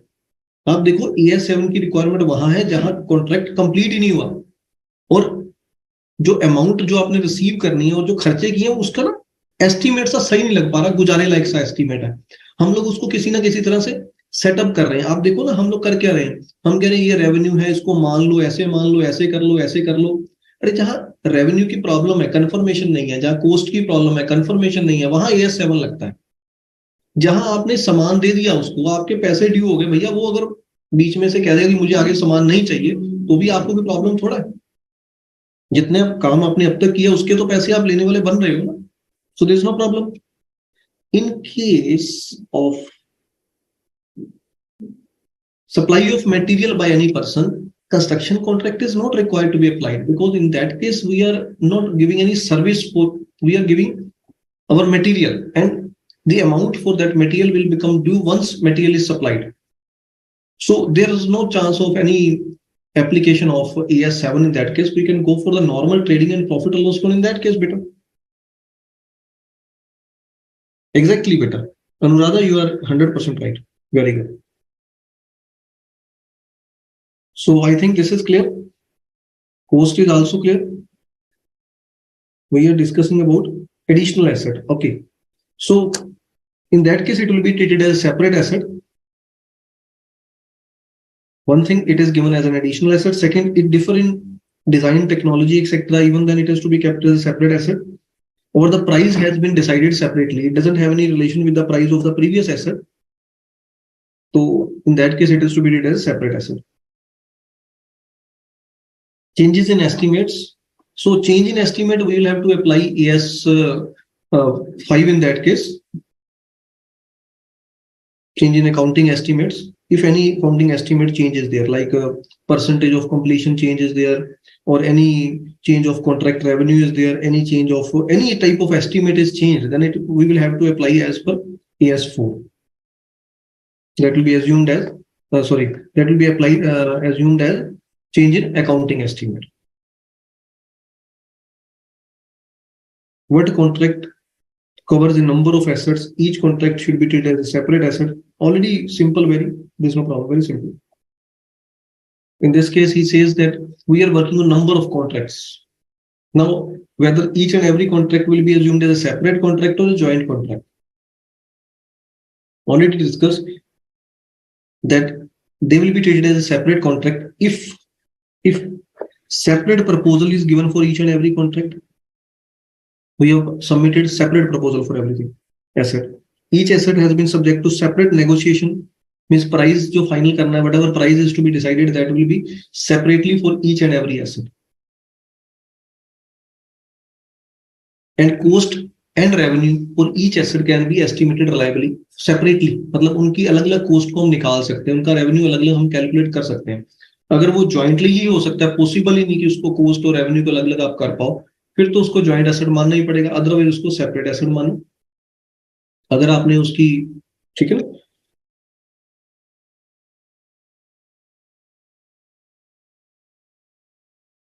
If group of contract is negotiated as a single package, then it will be assumed as a single contract. If their price is decided in total for 5 contracts, the price is decided in total. इकट्ठा price decided हुआ. In that case, it will be assumed as a single contract. Contracts are performed concurrently on a continuous sequence. Means contracts are to be done continuously. If 5 contracts are received and that is to be done simultaneously, or they are in sequence 1, 2, 3, 4, 5, then they may be assumed as single contract. The price points must be fulfilled. Price conditions must be fulfilled. Contracts are so closely interrelated. They are there that they are in effect part of a single project with an overall profit margin. Means they are 100% closely integrated and we can't let them separate at any level. So in that case, we will treat them. This is just a critical part. Whatever disclosure is to be given in financial statement, that is given to you. Whatever contract revenue recognized for a particular period, that is to be shown as a disclosure. Method used to determine the, means whatever method is used, because we have 3 methods, and which method is to be used, that is to be shown separately. That is to be disclosed in financial statement. Whatever advances are received till now, that is to be disclosed. Whatever retention, what means for retention, whatever amount is not paid by the contractee but agreed by him, that is called retention. Like already discussed, that if 40% work is completed, 1.2 crores of the work is completed, but contractee have paid me rupees 1 crore till now. He says 20 lakh is retained by him. So this is called retention. And this is called advance received. This 1 crore is an advance received, 20 lakh is the amount of retention. Because contract is not yet completed. So whatever amount is received till date, that is called advance received. And whatever amount is due but not received, not due, we can say whatever amount is agreed by him but not received, that is called retention. Okay, my dear?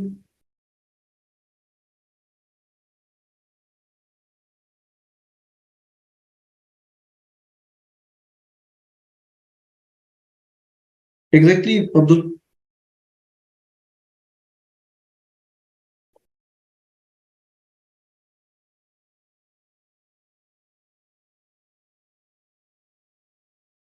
So whatever amount is due from customer means whatever amount we have to charge from the customer, that is called asset. Whatever amount is due to customer means we have to pay to the customer is our liability.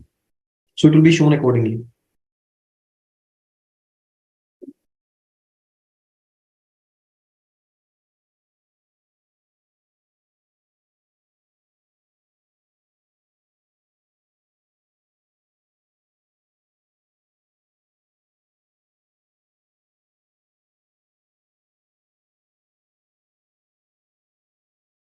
Let's do example number 1 given in your module. Let's do it. X Limited commenced a construction contract on 1st of April. Fixed contract price was 2 lakh. Company incurred 81,000 till the end of the year. For 45% work completed till now and received 79,000 as progress payment from the customer. The cost incurred in next year was 89,000 to complete the rest of the work. So he have given detail of 2 years to you. How to prepare account? Very simple, beta. Very, very simple. Let it be clear. First of all, let's understand this thing. In the first year,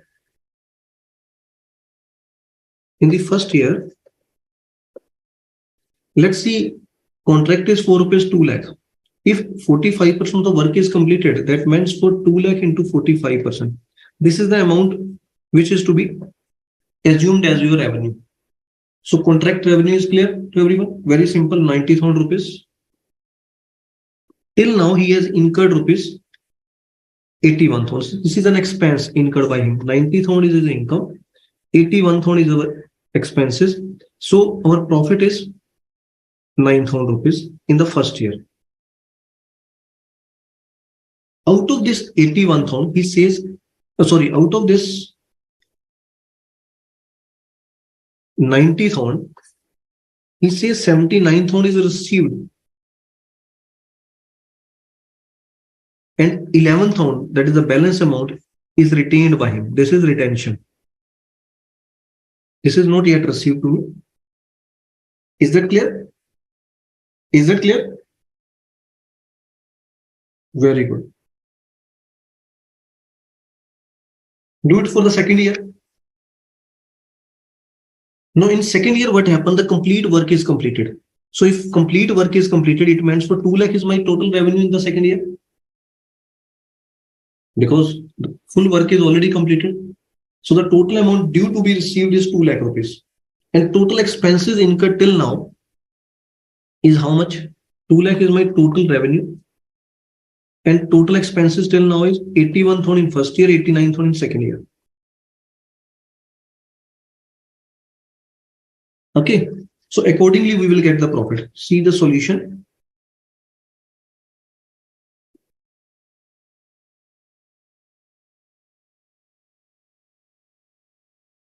This I have already discussed with you, beta. 90 is your income.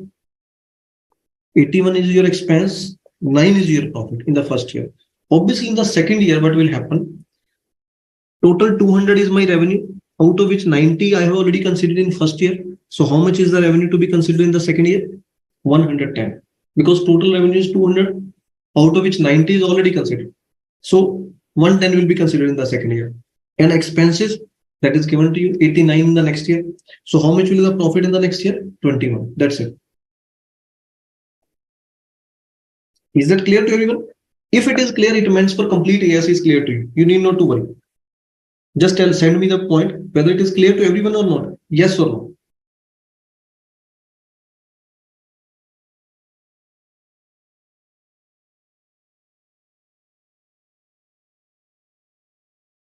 Is that clear to everyone? Retention means जो रख लिए पैसे जो नहीं दिए उसने, जो पैसे उसने अभी नहीं दिए बाद में देगा, दे देगा, नो प्रॉब्लम. जब कॉन्ट्रैक्ट कंप्लीट होगा तब तो देने ही पड़ेंगे उसको. अभी उसने रिटेन कर लिया होगा तो अभी नहीं दूंगा, जब कंप्लीट हो जाएगा काम तभी दूंगा, वैसे नहीं दूंगा.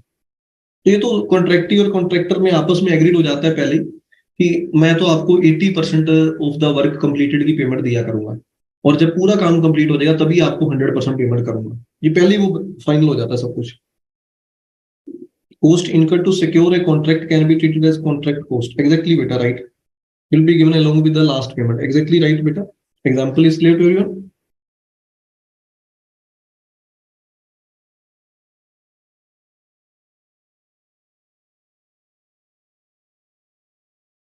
See the customer account.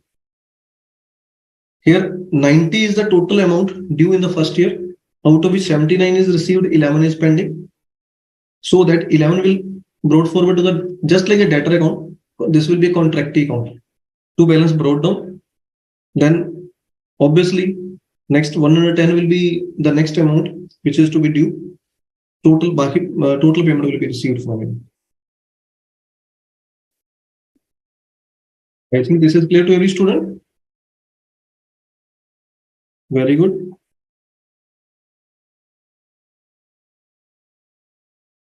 There are some illustration or examples given to you. I suggest you to do all the examples because I am not able to do it for you. Reason is there, already discussed. If I'll not go for the concepts, instead go for the examples only, because I have already taken examples, many examples for you.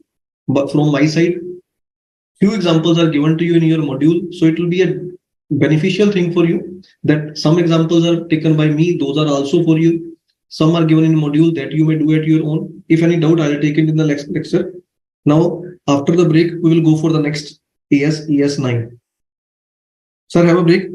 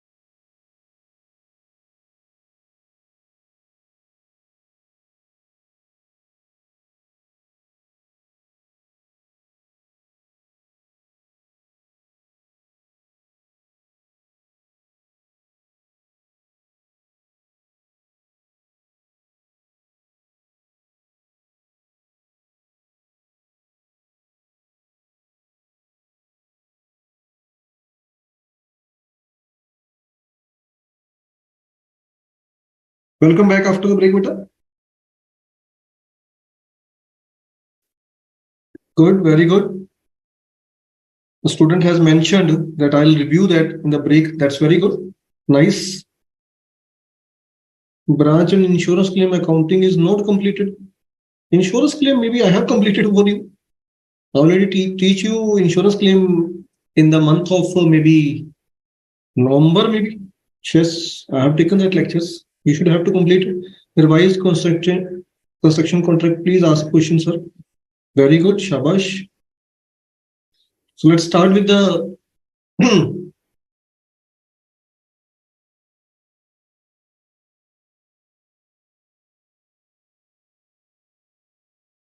next AS, AS9.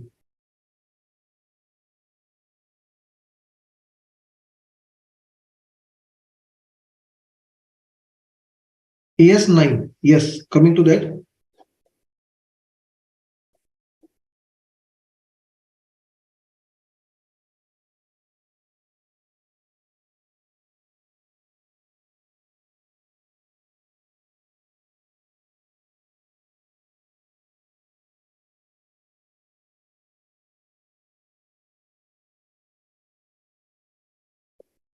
These AS are already mentioned that these are very important AS, whatever we are doing from practical point of view as well as from our studies point of view. Even you will get these AS in your CA final.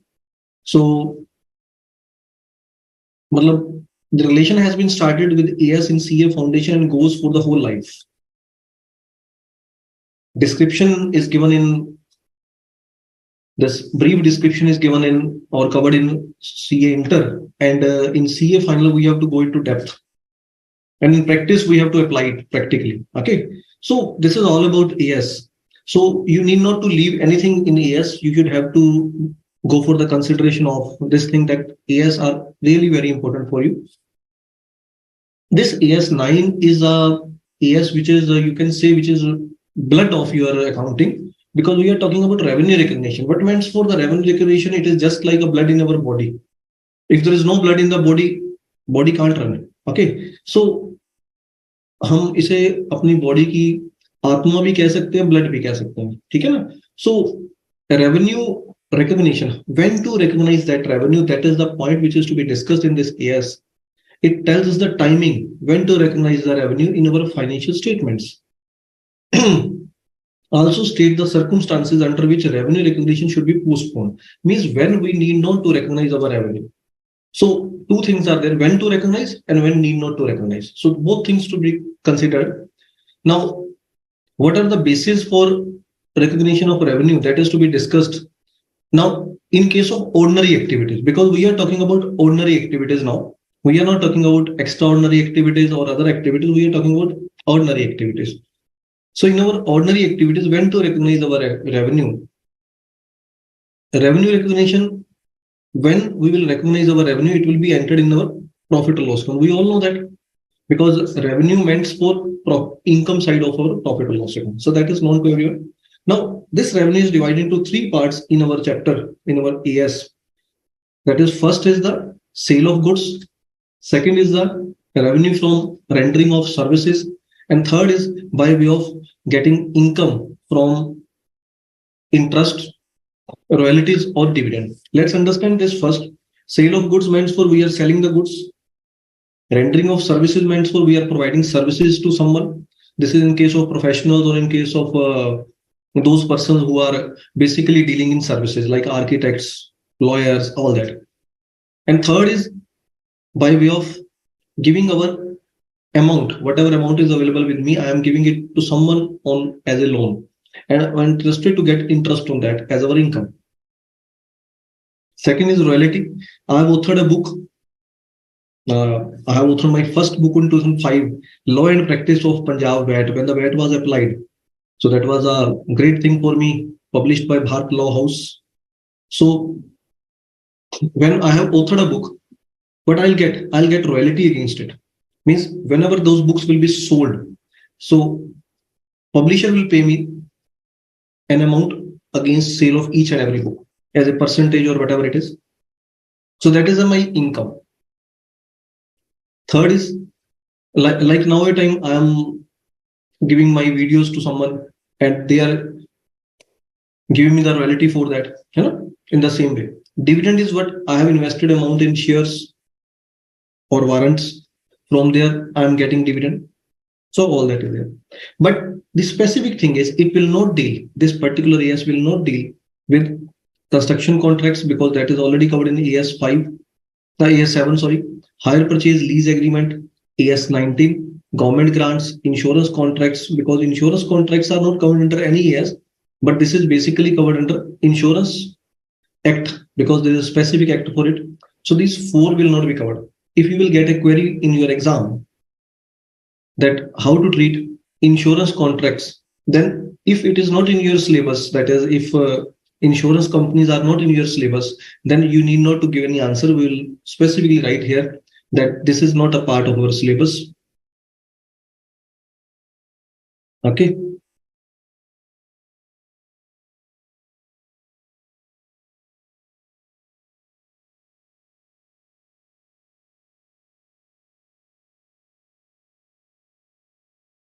The lecture will extended. Yes, sir. Revised construction contract. Please ask questions, sir. Okay, good. Sir, lecture will extended. I don't know what it means for Pooja. TCS will be on royalty. TCS, Tata Consultancy Services, will be on royalty. Not clear, but you are interested to speak. Normally, companies applies AS or Ind AS. Beta AS के base पर ही Ind AS बनाए गए हैं. Ind AS are prepared on the basis of AS only. So there's no big difference between this Ind AS and AS. If you are clear on AS, Ind AS will be automatically clear to you. Okay, need not to worry. So yes, let's understand some important parts. Items not included within the definition of revenue.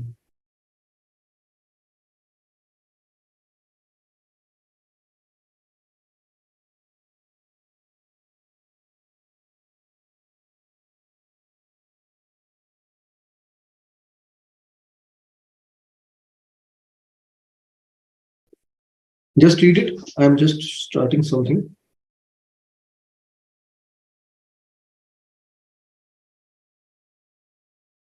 Yes.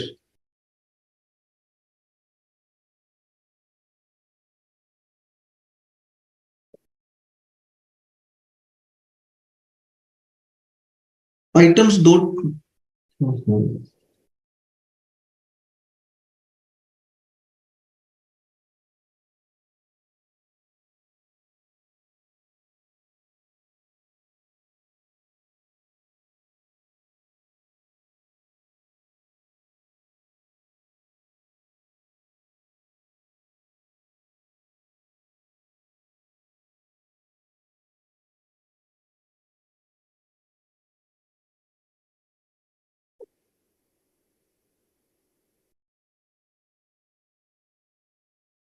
Just a moment.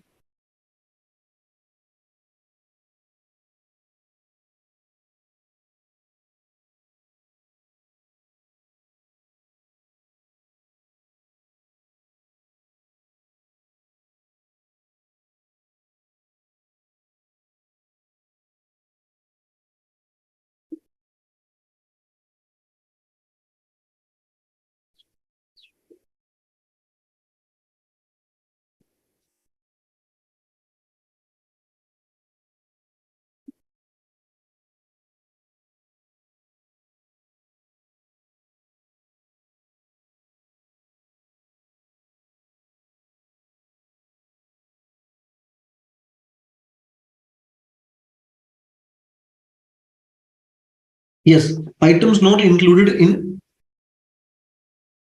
items not to be included in the definition of revenue. That is, first of all, he says revenue realized from gain from the disposal of non-current assets. What are the non-current assets? That is fixed assets. So if we received any gain, means we have sold an asset, fixed asset, and earned some gain on it, like sale of building, sale of plant and machinery, etc.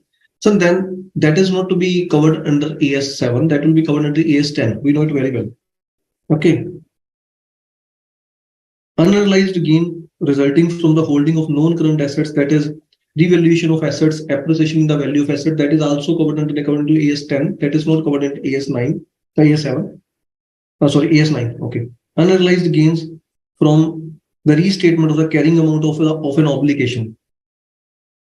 We have a liability in our books of accounts and we are expecting any gain on that. That is provision for gain in any liability. Means there is a liability that is a creditor. We are expecting that the creditor will give me some discount. So we know it very well. Provision for discount on creditors is not allowed to be shown in the books of accounts because we know it very well. Do not anticipate gains is a logic. So unrealized gains, that is called. We have not made payment to the creditors yet. If we'll make the payment to the creditor, we expect that they will give us a discount of 5%. So that 5% discount is not required to be shown in the books of accounts as it is not allowed at all. Given this unrealized gains resulting from the holding of non-current asset, that is not allowed in the books of accounts. Realized gain resulting from the disposal of an obligation, that is we have received discount on debtors, discount on payment to creditors, discount on payment to creditors. हमने कोई liability discharge कर दी, payment कर दी creditor को, उसमें हमें discount मिल गया, वो हमें income होगी. तो उसको भी इसमें AS 7 में कवर नहीं, AS 9 में कवर नहीं किया गया.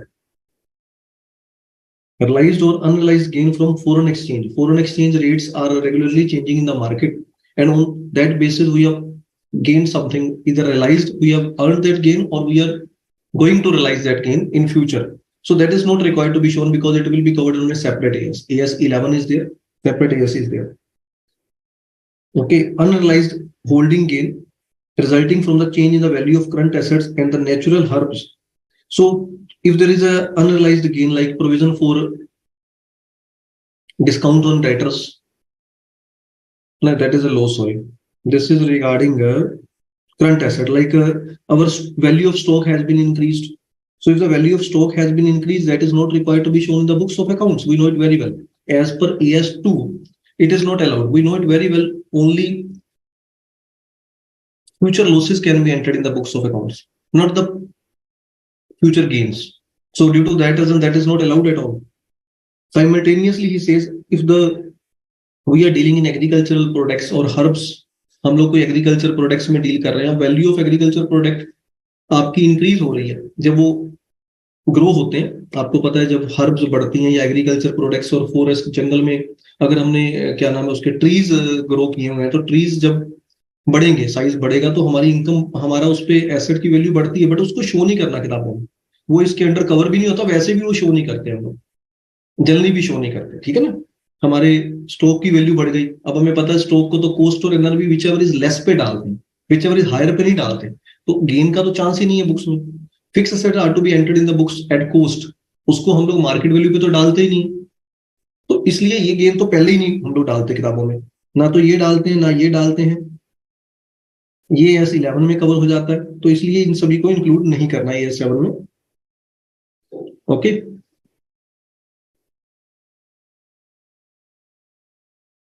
Now, definition of sale of goods, first of all, because we have to cover only three things in AS 9. One is sale of goods, second is rendering of services, and third is income by way of interest, royalty or dividend. That's it. Now, इसमें बड़ा simple सा काम है. It's very simple. First of all, what means for sale of goods, that is known to everyone. Revenue from sale of goods should be recognized when the requirement as to performance as set out in the standard are satisfied. Now, what it means for, इसका meaning समझते हैं. इसका meaning बड़ा simple है, ये दिया हुआ है. The meaning is very simple.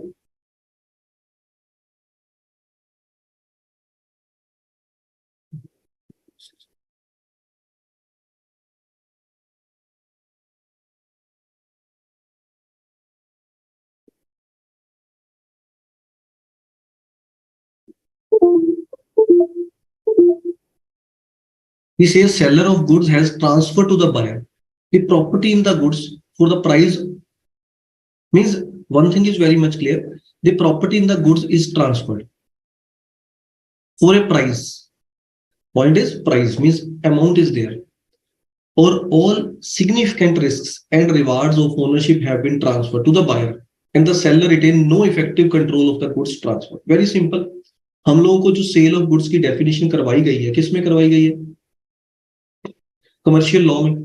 हम लोगों ने contract of sale of goods act sorry करा हुआ ना, सेल ऑफ गुड्स एक्ट में हम लोगों ने ये डेफिनेशन पढ़ी हुई है. We already studied in Sale of Goods Act where it has been specifically mentioned that the property in goods must be transferred, significant risk must be transferred, ownership must be transferred to the buyer. If all that is transferred, it is called sale. And there is no significant uncertainty exists regarding the amount of the consideration that will be derived from the sale of the goods. जो भी पैसे उससे मिलने हैं उसमें कोई significant uncertainty नहीं है कि पैसे नहीं मिलेंगे या ऐसा कुछ चांस नहीं कि पैसे नहीं मिलेंगे. Means there is a surety that we will receive the amount. If there is no surety that the amount will be received, obviously in that case it will not be treated as a sale of goods. Sale of goods have 2 points. One is goods have been transferred properly. Second, amount to be received is confirmed.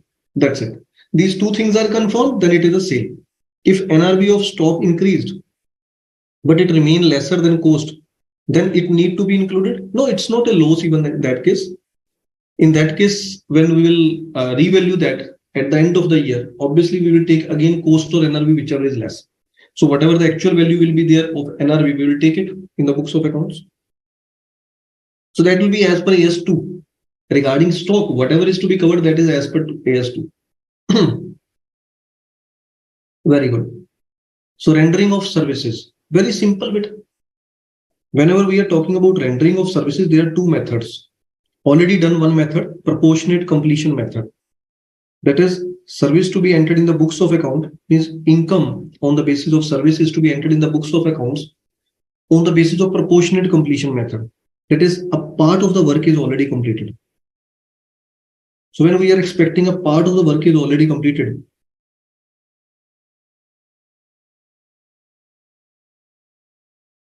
then we will go for this method. We will enter it on the proportionate basis. Revenue, recognition of revenue in the statement. Revenue in the statement of profit and loss proportionately to the degree of completion of service under a contract. That means for how much work is completed, that you have to check. If we are expecting that the 20% of the work is completed, then we will enter 20% of the revenue in our books of accounts. If total service contract is worth rupees 1 crores and we are expecting that the 20% work is completed, then we will enter 20 lakh as our revenue in our books of accounts. Performance consists of execution of more than one act. The revenue is recognized proportionate by reference to the performance of each act. If 2 or more work is there, like we will have to file GST returns of a client. Also, we'll have to go for income tax audit.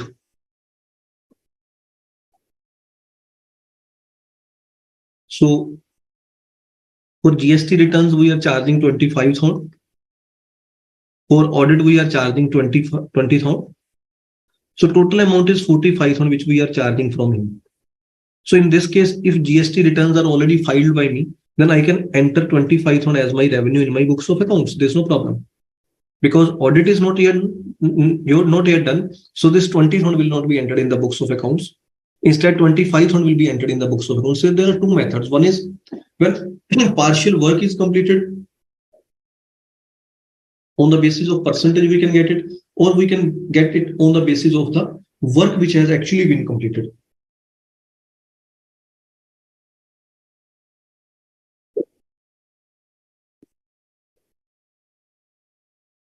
Second is completed service contract method. In that case, we will not go for the proportionate work. Whenever the work will be fully completed, only then revenue will be recognized in our books of account. That means for completed service contract method. See, the recognition of revenue in the statement when the rendering of services under a contract is completed or substantially completed. That is, work is 99% completed, only 1% is left. We will enter it in the books of account, or it is fully completed. Service becomes chargeable. Second thing is, we can say that when completed service method, when service becomes chargeable, means work is to be entered in the books of accounts as a revenue when the work is chargeable from him. मतलब काम complete तो हो नहीं हुआ पूरा, जितना हो गया उतना चार्ज कर सकते हैं, वो देने को तैयार है, मुझे तो लेने में कोई ऑब्जेक्शन ही नहीं होगी। अब वो पैसे देने को तैयार है, जितने पैसे उससे लेने के लिए वो कंफर्म करता है कि हाँ जी भी आप चार्ज कर लो, जैसे यहाँ पर था, ये भी इसी में आ सकता है। आप देखो ना कि मैंने क्या लिखा है कि 25 जीएसटी रिटर्न का है, 20 इनकम टैक्स ऑडिट का, टोटल मेरी 45 फीस है। अब उनसे फाइनल हुई हुई है। अब जीएसटी रिटर्न्स मैंने कंप्लीट कर दिए, तो ये भी इसी तरह का काम हो गया कि परफॉर्मेंस और execution of more than one act लगभग सिमिलर हो गया इन दोनों में पॉइंट, कि मेरी जीएसटी रिटर्न्स तो कंप्लीट हो चुकी हैं, तो उसमें तो पैसे मैं चार्ज कर ही सकता हूँ। Performance consist of execution of a single act. This is mainly in case of single act.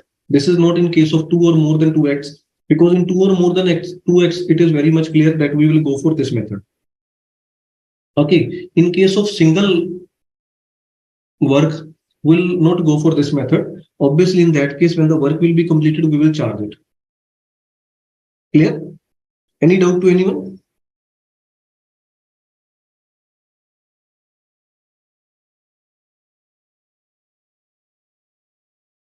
Very simple बेटा। दोबारा से देखो एक बार, रेवेन्यू को किताबों में रिकॉग्नाइज कब करना है? जब अगर आपका प्रोपोर्शनेट कंप्लीशन मेथड है तो आपने क्या करना है, मतलब ये तो आपने डिसाइड करना है कि मैंने कौन सा मेथड लगाना है, दोनों मेथड अलग होंगे।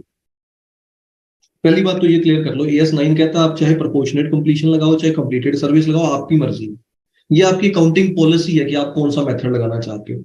आप कहते हो मैं तो प्रोपोर्शनेट कंप्लीशन मेथड लगाऊंगा, ओके डन। अब वो मेथड लगाना, तो मेथड का लॉजिक क्या है वो बताया जा रहा है। उसका लॉजिक बड़ा सिंपल है। आप ये देखो, जितना प्रोपोर्शनेटली काम कंप्लीट हो गया उस हिसाब से आप अपनी पेमेंट चार्ज कर लो, उस हिसाब से अपनी इनकम को रिकॉग्नाइज कर लो। अब एक तो पॉइंट ये हो गया, अगर उसमें मान लो अगर आपके पास दो या दो से ज्यादा एक्ट इकट्ठे आप हैं उनको चार्ज कर रहे हो, तो फिर एक एक्ट जो कंप्लीट हो गया उस हिसाब से चल पड़ो, या तो कि एक एक्ट कंप्लीट हो गया उसके पैसे में चार्ज, आपकी मर्जी है कि आप कैसे करना चाहते हो, choice is yours, fully yours. दूसरा है कंप्लीटेड सर्विस कॉन्ट्रैक्ट मेथड। अगर ये लगाते हो तो इसमें बड़ा सिंपल है कि whenever work will be completed और whenever this service becomes chargeable, जब उससे पैसे चार्जेबल होने बनते हैं तभी आप पैसे लोगे, तभी आप किताबों में बुक्स में डालोगे इसको। I think this is all clear to everyone. But one thing is very important which is already specifically given by him. He says it will be entered, sale of goods for consideration and service transaction should be recognized only when no significant uncertainty. When no significant uncertainty. Significant means important, which will affect our decision, which may actually happen. That is called significant. Insignificant means which doesn't have any significance, which doesn't have any importance. So if there is any significant uncertainty regarding the existence of an event, मतलब पैसे ना आने का अगर कोई chance है तो फिर तो नहीं डालेंगे, अगर पैसे आने के पूरे चांसेस है तभी किताबों में डालेंगे, अदरवाइज नहीं डालेंगे। That means for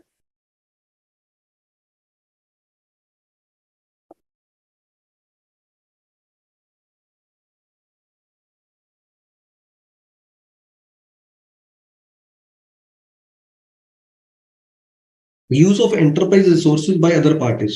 This is third thing. This is also called use of enterprise resources by third parties, by other party. So in this case, interest. If interest income is there, then it is to be entered on time basis. What it means for? Let's take an example for it. I have invested rupees 1 lakh into the bank at the rate of 6% per annum. So at the end of the year, if this investment is made on 1st of July 2022, then on 31st of March 2023, I'll treat 6% into 9 by 12, because we know it very well, 9 months have already been passed. So 9 months interest will be entered in the books of accounts as my income. This is called time basis. Means whatever time is passed, we have to treat income accordingly. That's it. How much it is? Get it? Fast.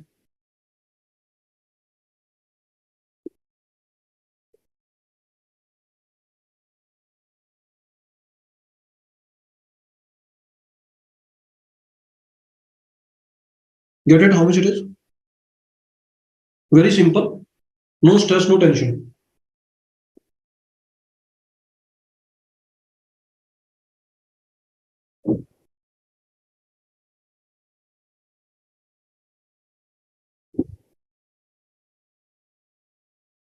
If any advance is received, then it is to be entered in the books as liability. Abdul has asked a query. This example is to be noted down by you with that particular interest item. Very good. It is 4,500. So this will be entered in the books of accounts, whether it is received or not. We know it very well. We are doing it now. आप लोग already करते हो. Revenue recognition का yes आप already follow कर रहे हो.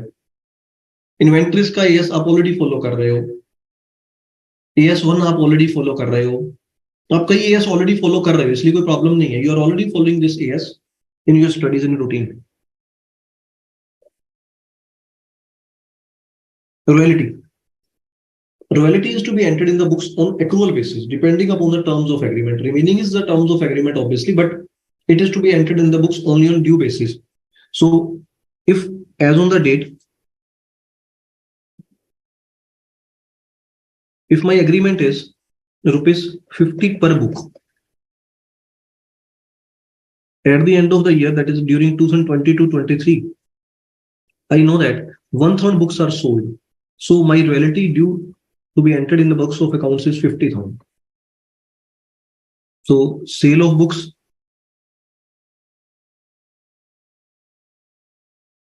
one-third set. So 1/3 books are sold during the year in 2022-23. So it means for I have to enter rupees 50,000 in my books of accounts as my income. तो 50,000 रुपए मैं किताबों में डाल दूंगा. That's it. और तो कुछ भी नहीं करना इसमें. ये मेरी एक्रू होगी income. I have received 40,000 out of it. So that means for 10,000 is yet pending. It will be shown as a debtor. In profit or loss account, how much will be shown? 50,000 as my income. So 10,000 will be my debtor because 10,000 is not yet received. That's it. Very simple. Note it down in your copies. कर लो note down fast.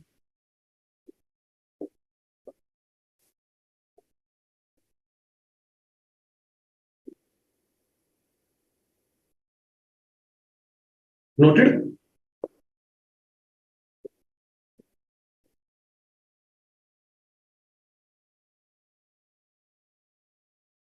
Noted? Third, simple, dividend. This is an important part. Maybe I was discussing about this point yesterday also. Regarding proposed dividend, you was asking from me. Yeah? So this is a very important part. This dividend will be entered in the books of accounts only and only when dividend is declared by the company, not proposed by the company. Because dividend have two stages. One is proposed dividend. Second is when dividend is proposed by the company, then it is not confirmed. Company can reverse his decision anytime. Company has right to reverse. But when it is declared, then dividend is due to be paid and entered in the books of accounts now. Only then the shareholder can enter it in the books of accounts. Otherwise, it is not allowed. So proposed is not to be entered.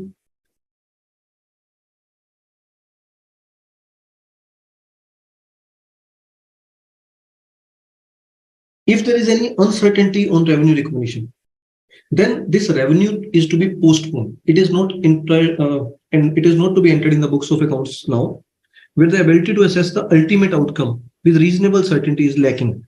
Means पैसे आने के chances कम हैं. At the time of raising any claim, जब हम claim raise कर रहे हैं, then revenue recognition is to be postponed. Means profit loss में आप उसे as a income ना डालो. To the extent of uncertainty, जितनी उसमें uncertainty, अगर 1 लाख रुपया है और आपको लगता है इसमें से 60,000 रुपया आएगा, 40 के चांसेस अभी नहीं है, कंफर्म्ड नहीं है, तो 60,000 को ही अपनी इनकम मान लो. If you are expecting that the total revenue of rupees 1 lakh, we are expecting 40,000 may not be received. Yes, 60,000 can be easily received. So we can enter in the books of accounts only 60,000, not that 40,000 where uncertainty is there. When the uncertainty relating to the collectability arises subsequent to the time of sale, at the time of sale, we know that 1 lakh can be easily received. There's no problem. But later on, after 1 month, after 2 months, we come to no. There is a chance that 40,000 may not be received. Rendering of service, it is more appropriate to make a separate provision. In that case, we are creating provision, as we already know that, because in that case we are entering sale rupees 10 lakh in our books of accounts, actual sale amount, Later on, we come to know that there is a chance that a debtor of rupees 20,000 will not make the payment. Then what we are doing? We are creating a provision for that, provision for bad debts in our books of account. That we are already doing, beta. That it meant for. ये इसका meaning है. AS9 की वजह से आप ऐसा कर रहे हो. Or you may say that this has already been mentioned in AS9. In addition to the disclosure required by AS1, an enterprise should disclose the circumstances in which revenue recognition has been postponed. If you have postponed revenue recognition due to any reason, whatever we have discussed, then it must be shown in addition to the disclosure requirement of AS1, because we know it very well. There are some disclosure requirements given in accounting policy, disclosure of accounting policy also, that tells us to enter in our books of accounts all incomes on due basis, all that is given there. So those are to be disclosed. In addition to this, a special disclosure will be given for postponing our any particular income if we have postponed that. Okay.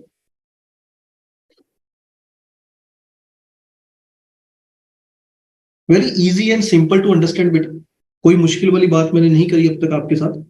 बड़ा easy इसको समझाने की कोशिश करिए. I can make it typical, there's no problem, but it is not required at all. We can go for anything in a simple way also that I'm trying to give you. So that is already discussed, all that, very good.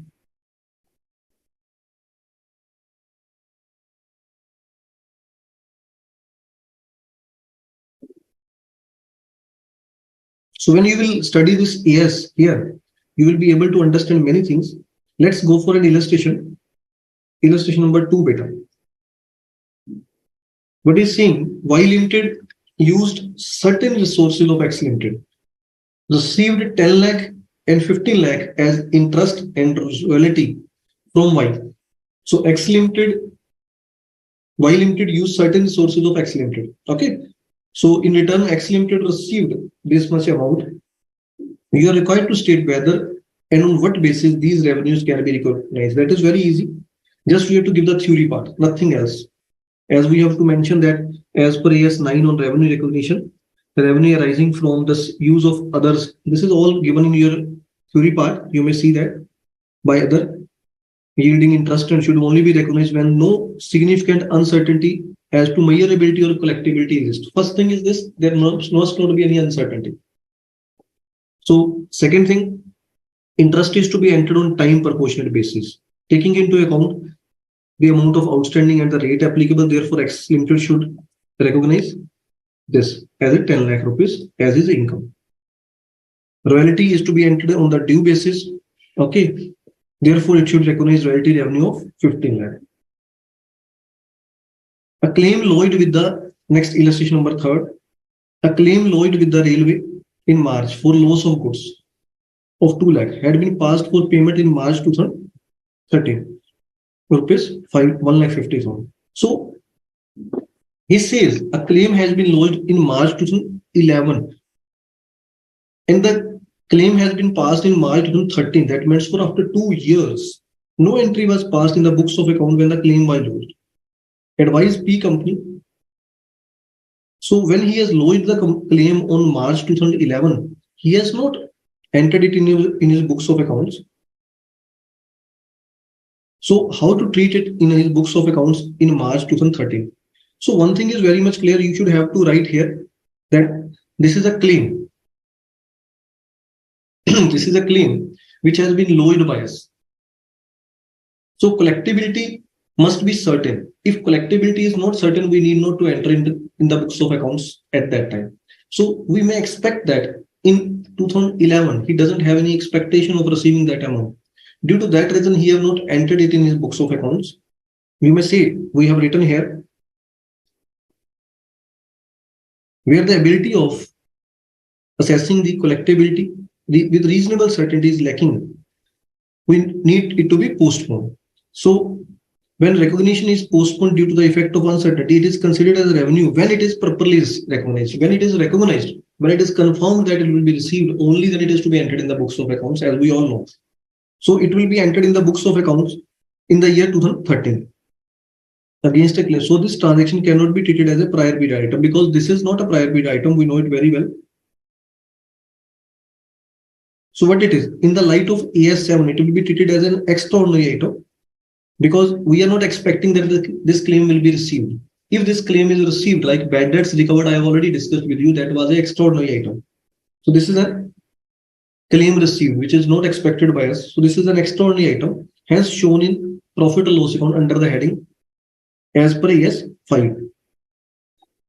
When the item within the profit or loss from ordinary activity are of such size nature that their disclosure is relevant, then it's need to be disclosed separately. It will not be treated as a extraordinary, instead it will be treated as a exceptional item, or we can say what is an exceptional item, that is those activities, those items whose size, nature, otherwise those are ordinary activities, but whose size, nature or incidence that the disclosure is relevant to explain the performance of the enterprise are named as exceptional items. These are not to be shown as an exceptional item. Just I would like to disclose you one thing, that these need to be disclosed separately as an ordinary activity. एक बार दोबारा बताता हूं, देखो क्या है कि जो ये आइटम कौन सी है, देखो इसमें क्या है कि ना तो सेल ऑफ गुड्स है, ना ही इसमें हमारे पास दूसरा क्या आ गया, AS9 क्या क्या कवर करता है, सेल ऑफ गुड्स वो नहीं है इसमें। दूसरा कवर करता है sale of rendering of services, तो सर्विस भी रेंडर नहीं करी हमने कोई, इंटरेस्ट, डिविडेंड और रॉयल्टी भी नहीं है इसमें, तो यहाँ पर AS9 तो लगेगा नहीं। अब ये क्या है, ये पेमेंट आपको आई है 2011 में आपने क्लेम करी थी, तब आपने बुक्स में नहीं डाली। क्यों नहीं डाली? बिकॉज आपको सर्टेनिटी नहीं थी कि पेमेंट मिलेगी। तो जब पेमेंट मिली तो आपकी ये पेमेंट कब आई है 2013 में, तब आप बुक्स में डालोगे। अब पहले तो ये आपको कंफर्म्ड नहीं थी पेमेंट आएगी, तो अब आ गई है, तो ये प्रायर पीरियड आइटम भी नहीं हो सकती बिकॉज कोई एरर और ओमिशन तो नहीं है। ठीक है, तो ये क्या है, ये एक ऑर्डिनरी एक्टिविटी है, बट ऑर्डिनरी एक्टिविटी में क्योंकि अमाउंट अच्छी है और आपको पैसे आ गए जो आपको उम्मीद नहीं थी, तो उस केस में 1,50,000 जो आ रहा है इसको हम लोग स्पेशली डिस्क्लोज कर देंगे, स्पेशली आइटम की साइज को देखते हुए ऑर्डिनरी एक्टिविटी में शो कर देंगे। That's it.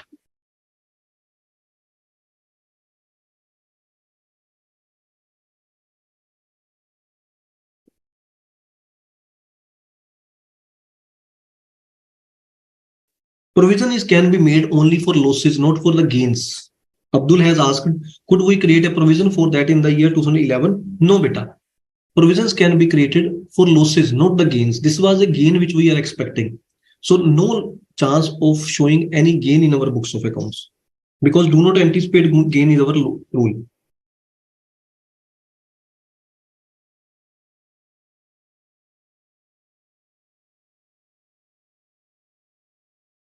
In the one thing I would like to show you, one more thing.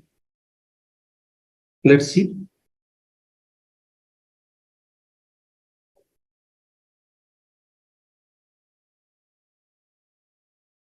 You may see your module. We have detailed AS also given to you.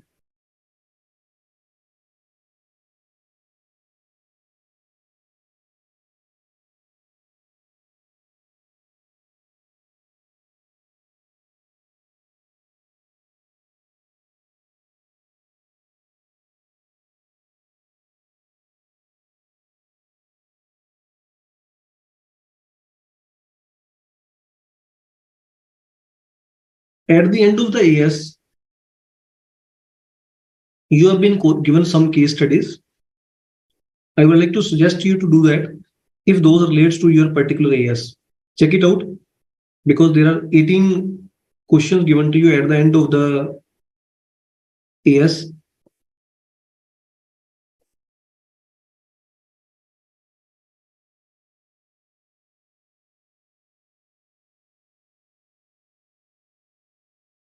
Yes. Special questions are given to you at the end of the AS. If you will see that where is the end of AS, there are some MCQs are given to you for your knowledge testing. Some extra questions are given to you. You may do that for your practice. I would like to explain you, Monica. Just wait. Or you may do these questions at the end. when you will complete all the AS, you may do that. These are given at the end of your all AS. One more thing I would like to suggest you, you may have a scanner with you. From there, you may do extra questions as a practice question of these AS, whatever we are covering. Because if you have a scanner or 10-year available with you, you may do more questions, because now you can ask problems from me. If you have any doubt in any question, you may get it solved by me. But later on, you have no teacher with you to solve those queries. So it is better to do extra question. If you can arrange scanners or 10 years, it will be better option, because more and more questions to be practiced. One thing is asked by a student, that is exceptional item. But what means for the exceptional item? Like, we are running a business. In that business, my total expenses are worth rupees 1 crore. Okay. Out of that, maximum expenses are ordinary expenses. So you may assume 90 lakh is our ordinary expense. Just 10 lakh is our other expenses. So out of this 90 lakh, salary is worth rupees 10 lakh. So this is an exceptional item, or I can say this is an ordinary activity with special size and nature. Rent 4 lakh. Okay. Means those whose amount is big will be shown separately.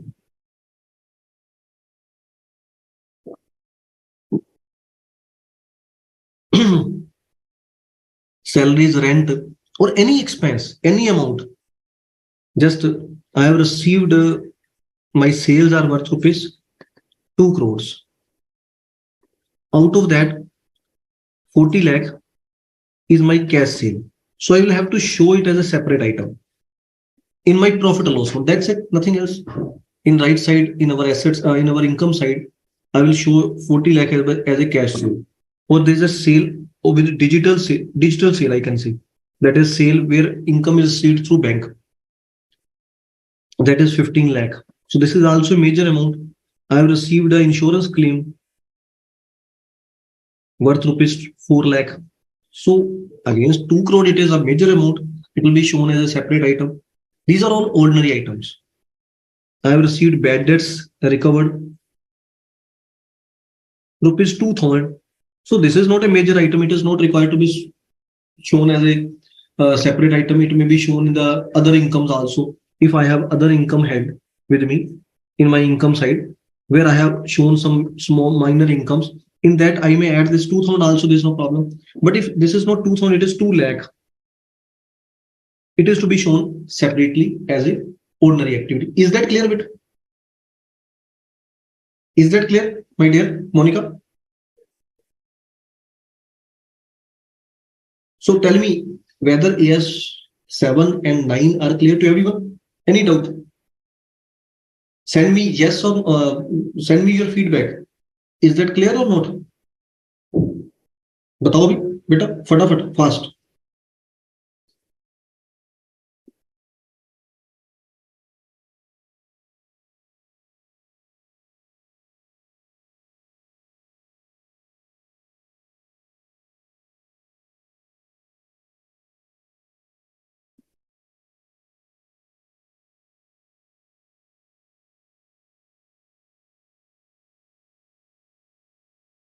Note it down, whatever I have discussed with you. You may note it down. Send me your feedback fast. कितनों को clear हो गया, किसको clear नहीं हुआ, कुछ भी doubt है तो पूछो, बिकॉज मैं आपको आंसर देना चाहता हूं. Otherwise I will switch off the session. Clear to everyone? Fast.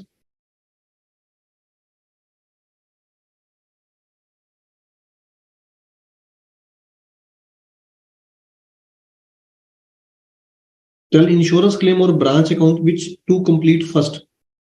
I would like to suggest you to cover insurance claim first, because insurance claim is easy to be covered. It's a small chapter to be covered. Branch is somehow lengthy, beta. It can be covered later. As sir, AS 7 and 9 is perfectly clear. Good, sir, clear. But एक question आप हमसे पूछो. Very good. So I would like to ask a query from your side. My previous query about preparing of exams. Beta, exams preparation, that is not possible to be covered within just 1 or 2 minutes. It will be a lengthy process. We will cover it later on. What is the AS to be referred in the next session. Okay, next it will go serial wise.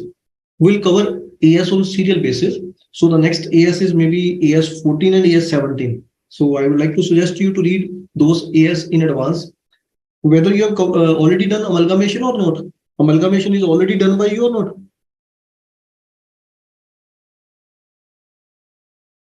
Just tell me.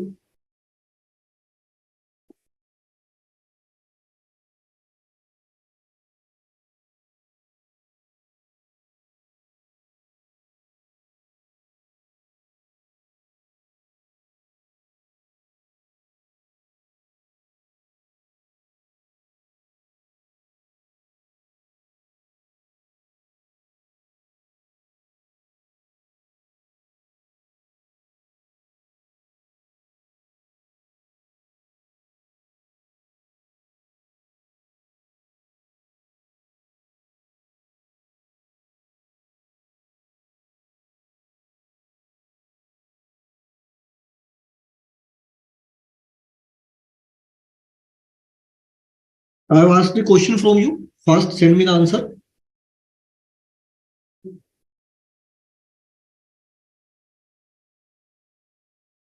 Exactly right, Monica. Amalgamation not done. Good. So better you may study amalgamation at your own AS 14. Okay. If you have time, you may study AS 17 also. Okay. 2 AS you may cover before coming to me in the next lecture. So tell me how much, what will be the answer? I have written a query for you. Fast. Waiting from you all.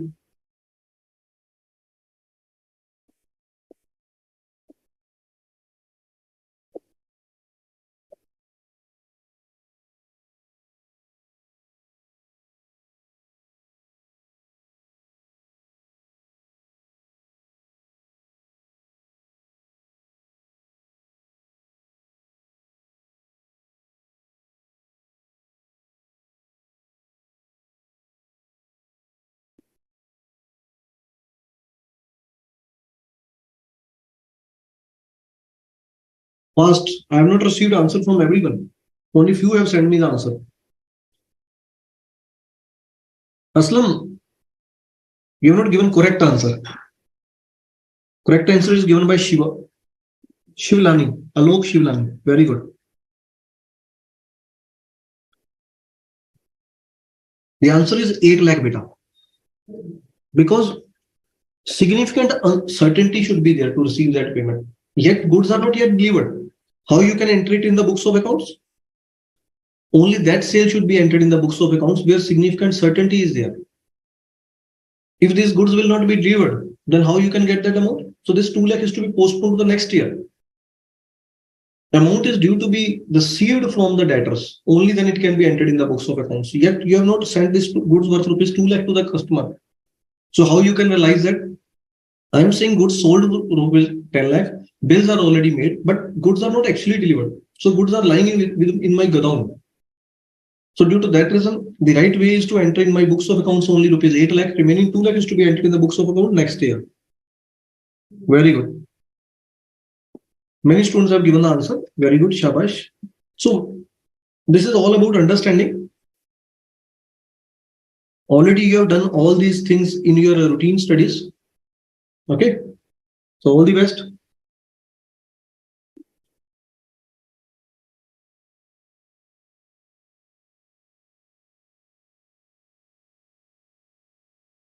Sir, close the session.